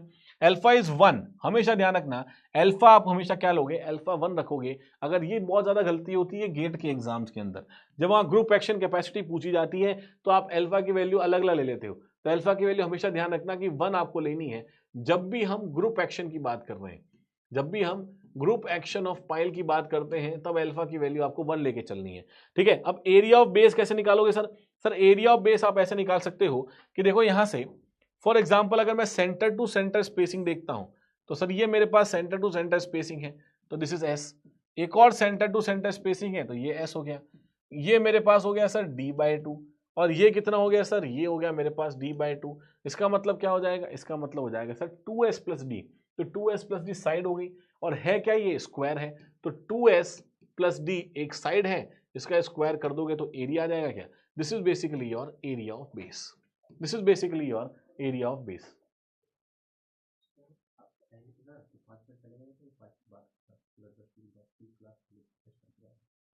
पहले कर देंगे, नहीं एक्सटेंड नहीं पहले कर देंगे, तो चैट चल नहीं रही ना आज, ठीक है। तो ये आपके पास बेस एरिया हो जाएगा। सिमिलरली यहां देखोगे अगर साइड की मैं बात करता हूं तो साइड के कैसे बात करेंगे सर, तो जैसे फॉर एग्जांपल साइड की बात करोगे तो यहां पर ये 2S प्लस डी तो हमारे पास आ गया, 2S प्लस डी तो हमारे पास आ गया। अब चारों साइड में ये वाला ये वाला ये वाला ये वाला, तो क्या करना पड़ेगा, इसी साइड को ये जो 2S प्लस डी है इसी को किससे मल्टीप्लाई कर दो, 4 से, और उसको मल्टीप्लाई कर दो लेंथ से, तो ये हमारे पास सर आ जाएगा एरिया साइड। तो ग्रुप एक्शन के अंदर ऐसे आप निकाल लोगे सर बेस एरिया, और इस तरह से निकाल लोगे आप साइड एरिया। ये दो चीजें आप यहां से ऐसे निकाल सकते हो, बेस एरिया और साइड एरिया दोनों इस तरह से कैलकुलेट किया जा सकता है। यहां तक की बातें मुझे लगता है क्लियर हो गई होंगी, यहां तक की बातें मुझे लगता है क्लियर हो गई होंगी। ग्रुप एक्शन ऑफ पाइल किस तरह से यूज करोगे, ठीक है। अब ये देखो, in the above block failure we consider the complete block as a pile, पूरी ब्लॉक को ही हम पाइल मान के चल रहे हैं, and hence surface area becomes equal to the perimeter of the block multiply by the length. ये आपके पास सरफेस एरिया यहाँ पर जनरली देखने को मिलता है। Now base area is the plan area of the block to obtain the safe capacitor group and we take factor of safety. हमेशा ध्यान रखो, हमेशा आपको फैक्टर ऑफ सेफ्टी कितना लेके चलना है, हमेशा ही फैक्टर ऑफ सेफ्टी आपको लेके चलना है 2.5। 2.5 is the factor of safety that you have to take care of. अब आगे देखो, group capacity in sand. Sand के अंदर क्या ग्रुप कैपेसिटी आपके पास रहेगी या किस तरह से काम करेगी, इसको ध्यान रखना कि group efficiency in sand is generally taken as 1। इसको जनरली हम 1 लेके चलते हैं। अगर मैं सैंड की बात करता हूं तो ग्रुप एफिशिएंसी को, दैट इज क्यू ग्रुप जो है वो n इंटू डी। मतलब है कि अगर एक पाइल की कैपेसिटी अगर आपके पास QU है और n नंबर ऑफ पाइल्स हैं, तो पूरे ग्रुप की जो कैपेसिटी होगी वो हम क्या करके चलेंगे, सिंपल कुछ नहीं करना, इसको मल्टीप्लाई कर दो। तो इन case of sand group efficiency में बी इवन मोर देन 1। तो सैंड एक ऐसा केस है जहां पर आपके पास ग्रुप एफिशिएंसी जो है वो 1 से ज्यादा भी हो सकती है। सर कैसे समझ में आ रही है बातें, ये 1 से ज्यादा इसलिए हो सकती है क्योंकि अगर आप सैंड को यूज करते हो तो सैंड के केस में होगा क्या कि जैसे आपने एक पाइल ड्राइव करी तो लूज सैंड है तो वो डेंसिफाई होगी, कॉम्पैक्ट होगी, फिर दूसरी पाइल सैंड आपने ड्राइव करी तो और कॉम्पैक्ट होगी। ऐसे करते करते overall load bearing capacity pile की तो है ही कुछ ना कुछ, उस सैंड की भी कैपेसिटी क्योंकि वो कॉम्पैक्ट हो चुकी है, डेंसिफाई हो चुकी है, तो बढ़ जाएगी। तो यहाँ पर एफिशिएंसी कभी कभी सिंगल पाइल कंपैरिजन में ग्रुप ऑफ द पाइल जो होती हैं उनकी ज्यादा आ जाती है because of densification and compactness. ठीक है, तो 1 से ज्यादा भी हो सकती है, ये भी क्वेश्चन कभी कभी पूछा जाता है आपसे। अब देखो, settlement of the pile group is generally larger than the settlement of individual pile. ठीक है, ग्रुप ऑफ पाइल का सेटलमेंट जनरली देखा गया है कि आपके पास वो जनरली ज्यादा होता है किसके कंपैरिजन में, एक सिंगल पाइल के कंपैरिजन में। ठीक है, फॉर द सेम लोडिंग, मतलब सेम लोड पर पाइल की बात करूं, this is because the zone of influence of group of pile is generally more. तो ग्रुप ऑफ पाइल का जो जोन ऑफ इन्फ्लुएंस आएगा वो जनरली ज्यादा आएगा, इस वजह से ग्रुप ऑफ पाइल का जो सेटलमेंट भी है वो सेटलमेंट भी ज्यादा देखने को मिलता है अगर मैं सिंगल पाइल की बात कर रहा हूं तो उसके कंपैरिजन में। ये चीजें हमें यहां पर देखने को मिलेगी। अब देखो, settlement of pile group in clays. अगर मैं क्लेस की बात कर रहा हूं तो देखो यहां पर जब भी हम क्लेस में बात करते हैं और एग्जाम के अंदर आपको सेटलमेंट के क्वेश्चन जनरली पूछे जाते हैं, तो एक बात ध्यान रखना हमेशा ही, सेटलमेंट आप कहां निकालोगे, जब भी आपको क्ले स्ट्रेटा दिखेगा, जहां भी आपको क्ले का स्ट्रेटा दिखेगा, क्ले की लेयर दिखेगी, उसके सेंटर पे आप वहां तक लोड डिस्पर्जन को लेके चलते हैं और सेंटर पे जाके आप क्या करते हो, पाइल के सेटलमेंट को कैलकुलेट करते हो। तो एक चीज ध्यान रखनी है, क्ले के सेंटर पे जाके आपको कैपेसिटी या फिर ये जो पाइल लोड है उसको कैलकुलेट करके चलना है। ठीक है, जो भी आपके पास सेटलमेंट है उसको कैलकुलेट करके चलना है, ध्यान रखना है इस चीज को। पहला है सर केस 1 कि when pile is embedded in uniform clay deposit. मान लो कि आपका जो पाइल है वो सिंपल यूनिफॉर्म क्ले डिपॉजिट के अंदर ही रखा पड़ा है। अभी दिखाऊंगा डायग्राम के तो समझ में आ जाएगा बढ़िया तरीके से। तो देखो, in this case an equivalent draft is assumed at a depth of 2.2/3 L। ठीक है, from the top where L is the embedded length of the pile, the loading on the pile cap is assumed to have been transferred on that equivalent draft and the calculation of settlement is done in a similar manner as done in the consolidation settlement. The approach discussed is used for displacement piles and sometimes used for bold piles, but to a lesser degree of accuracy.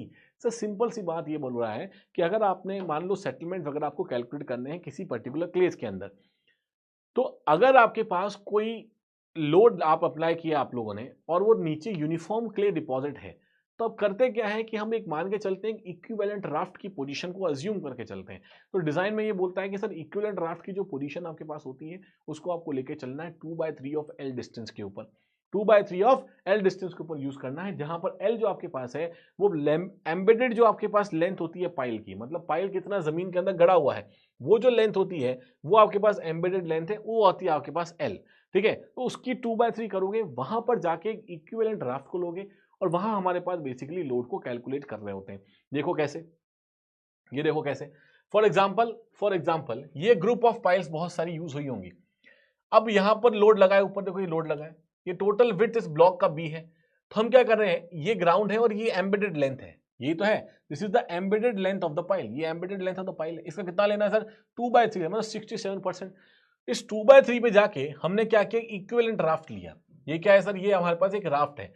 अब ये जो raft है, ये जो raft आपने लिया यहां पर, इसका मतलब सर ये हो जाएगा, इस राफ्ट से अब आपके पास क्या आएगा, इस राफ्ट से आप लोड बियरिंग मतलब लोड डिस्पर्जन इस राफ्ट से आप लोगे, और क्या ले लोगे, 2:1, मतलब 1:2 आप लोगे, 1 हॉरिजॉन्टल 2 वर्टिकल, 1:2 अगर हॉरिजॉन्टल वर्टिकल की बात करें तो उस हिसाब से आप इसको कैलकुलेट करोगे, मतलब 1 horizontal is to 2 vertical, 1 horizontal is to 2 vertical. यही जनरल हम लोड डिस्पर्जन लेके चलते हैं इस तरह से, ठीक है। तो सर यहां पर देखोगे तो लोड डिस्पर्जन लेंगे। अब ये सेंटर ऑफ द क्ले हमें कैलकुलेट क्या करना है, हमें कैलकुलेट करना है सेंटर ऑफ द क्ले पे, जैसे मैंने आपको बताया था। तो अगर ये पूरी क्ले लेयर है और ये क्ले लेयर जो आपके पास आ रही है, इस क्ले लेयर की जो हाइट है, इस क्ले लेयर की जो हाइट है वो अगर मैं कहता हूं कितनी है, अगर मैं कहता हूं ये क्ले लेयर की हाइट h है, तो इस वाले केस के अंदर ये डिस्टेंस देखो यहां से यहां तक कितनी आएगी, सेंटर तक 2l/3, तो सर ये हो गया 2l/3, तो सर ये हो गया। यहां पर देखोगे 2l/3 यहां तक आ जाएगा, और उसके बाद h/2, तो 2l/3 तो यहां से लेके यहां तक हो जाएगा, और ये आपके पास आ जाएगा उसके बाद h/2, ठीक है, वो आपके पास हो जाएगा h/2। तो दोनों मतलब अच्छा 2l/3 यहां से लेके यहां तक है, और उसके बाद यहां से लेके यहां तक h/2 है, तो 2l/3 प्लस h/2 ये डिस्टेंस हो जाएगी टॉप से लेके सेंटर ऑफ द क्ले तक, यहां तक की हमें बात करनी है। तो जैसे कंसोलिडेशन सेटलमेंट हम वहां पर कैलकुलेट कर रहे थे, कहां पे कंसोलिडेशन में, वहां पर कैलकुलेट कर रहे थे, तो ये फॉर्मूला मुझे लगता है सबको याद होगा कि डेल्टा एच बराबर क्या है, डेल्टा एच बराबर C divided by 1 plus E naught into log sigma naught plus delta sigma divided by sigma naught multiply by this particular value H. ये हमें पता है फॉर्मूला, बिल्कुल सही बात है। तो यहां जो सिग्मा नॉट निकालेंगे, इंक्रीज इन प्रेशर निकालेंगे, वो जो कहां निकालेंगे, gamma T multiply by this particular area. तो ये आपके पास आ जाएगा क्या, ये आपके पास आ जाएगा स्ट्रेस का मतलब, स्ट्रेस यहां पर आ जाएगा gamma T multiply by this length, this is the stress. Change in stress निकालोगे तो चेंज इन स्ट्रेस क्योंकि हमारे पास क्या है ये, क्योंकि हमारे पास इस तरह के स्क्वायर ही मान के चल रहे हैं, तो b प्लस h/2 का होल स्क्वायर आपके पास यहां देखने को मिलेगा, जो सेंटर ऑफ द क्ले की मैं बात कर रहा हूं। तो सब चीजें हमें कहां निकालनी सर, सेम है जैसा कंसोलिडेशन सेटलमेंट आप निकालते थे, लेकिन कहां निकालोगे, सेंटर पे आप कैलकुलेट करके चलोगे, ठीक है, सेंटर पे कैलकुलेट करके चलोगे। ठीक है सर, यहां तक की बातें समझ में आ रही हैं, यहां तक की बातें ठीक है।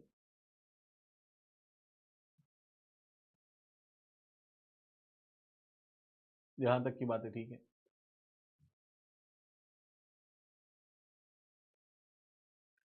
चलो ठीक है, इसके बाद के केसेस अब कल से पढ़ते हैं इसको, ठीक है, इसके बाद के केसेस अब कल से पढ़ेंगे, ताकि कल थोड़ा अगर चैट सेक्शन भी बढ़िया से एक्टिव हो जाए तो हमें भी क्लियर हो जाएंगी चीज़ें कि आपको कितना बढ़िया बढ़िया तरीके से चीज़ें समझ में आ रही हैं, ठीक है। तो ये इसको इसके बाद की जो चीज़ें हैं, इसके बाद की चीज़ें आप कल से पढ़ते हैं। सेटलमेंट यहाँ तक की चीज़ें आप बढ़िया तरीके से रिवाइज करना, बैकलॉग्स वगैरह को सबको क्लियर करते हुए चलना, इन चीज़ों को आपको ध्यान रखना है, ठीक है। और इसके अलावा जो बाकी की चीज़ें हैं, 2 क्वेश्चंस मैं आप लोगों को दे ही दूंगा, क्वेश्चन को हम कल डिस्कस करेंगे, और कल कोशिश करेंगे यहाँ पर, कल कोशिश करेंगे कि हम सॉइल मैकेनिक्स को ख़त्म कर दें। कल लास्ट क्लास लगभग मैं सोच रहा हूँ कि कल हमारी लास्ट क्लास होगी सॉइल मैकेनिक्स की, हो सका तो और कल एक्सटेंड कर देंगे, 2 की जगह 2.5 घंटे कर देंगे उसको, या फिर 3 घंटे कर देंगे, लेकिन कल हम इसको पूरा कंप्लीट कवर अप करके चलेंगे, ठीक है। तो कल के लिए बिल्कुल एकदम मेंटली प्रिपेयर रहना, रेडी रहना है चीज़ों को, कोई भी तरह का बैकलॉग आप नहीं रखना। जो जितना अभी तक पढ़ा है, जितना आपके पास नोट्स बनाने हैं, वो सारे अभी जस्ट क्लास के बाद तुरंत नोट्स बना लो, फटाफट बैठ के 12 बजे से पहले सारे नोट्स कंप्लीट कर लो, ठीक है, ताकि ये जो फॉर्मूलेज हैं, तरीके हैं, ये सारे फॉर्मूलेज और तरीके आपके पास नोट्स में सारे लिखे हों, ताकि आप धीरे धीरे जब भी पढ़ रहे हो चीज़ें समझते जाओगे, जैसे जैसे क्वेश्चन सामने आते जाएंगे वैसे वैसे बढ़िया तरीके से चीज़ों को समझ जाओगे। 2 न्यूमेरिकल भी मैंने आप लोगों को दिए, दोनों न्यूमेरिकल बढ़िया तरीके से पढ़ लेना, ठीक है, और कल हम इसको आपस से डिस्कस करेंगे।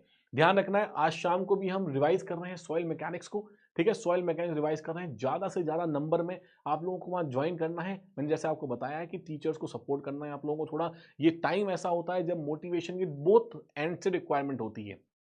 हम 15 घंटे 13 घंटे 12 घंटे अगर आप लोगों के लिए मेहनत कर रहे हैं, और फिर अगर वैसा रिस्पॉन्स दिखता है, तब वहाँ पर थोड़ा सा क्या होता है कि बुरा लगता है, ठीक है। तो ये चीज़ें आप लोगों को ध्यान रखनी है कि जितने ज़्यादा आप अलग अलग जगह पर शेयर कर सकते हो, आप उन चीज़ों को शेयर करो, जितना ज़्यादा आप जो लोगों को बता सकते हो कि चलो सेशन के लिंक्स को आप शेयर कर सकते हो, उतना ज़्यादा हर जगह ग्रुप में शेयर करो, और ज़्यादा से ज़्यादा नंबर में आप लोग आओ, ताकि सॉइल मैकेनिक्स हम अच्छे तरीके से एक अच्छी बढ़िया वे में पूरे कंटेंट को, क्योंकि बहुत मेहनत लगती है पीपीटीज बनाने में भी, बायलिंगुअल कंटेंट प्रिपेयर करने में भी, काफ़ी सारा आपने देखा होगा, कल तो मैंने काफ़ी सारी डेफिनेशंस भी हिंदी के अंदर आप लोगों को लेके आया था, स्टेटमेंट हिंदी के लिए लेके आया हूँ काफ़ी सारे, तो वहाँ पर इन सब चीज़ों करने में बहुत आपका एफर्ट जाता है, तो 4-5 घंटे 2-3 घंटे तो इसको करने में ही चला जाता है, ठीक है, और उसके बाद क्लासेस तो अलग से ही हैं।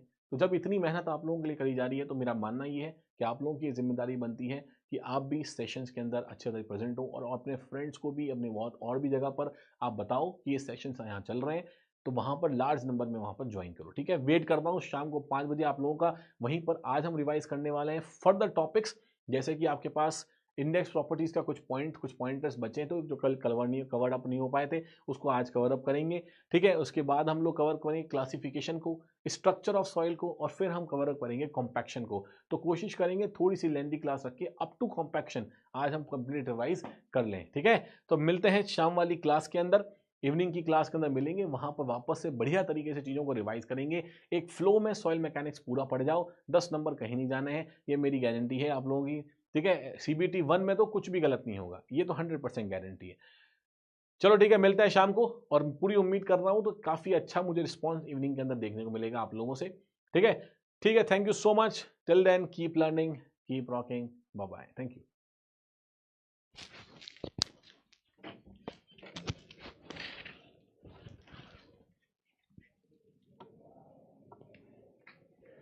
स्टूडियो वाले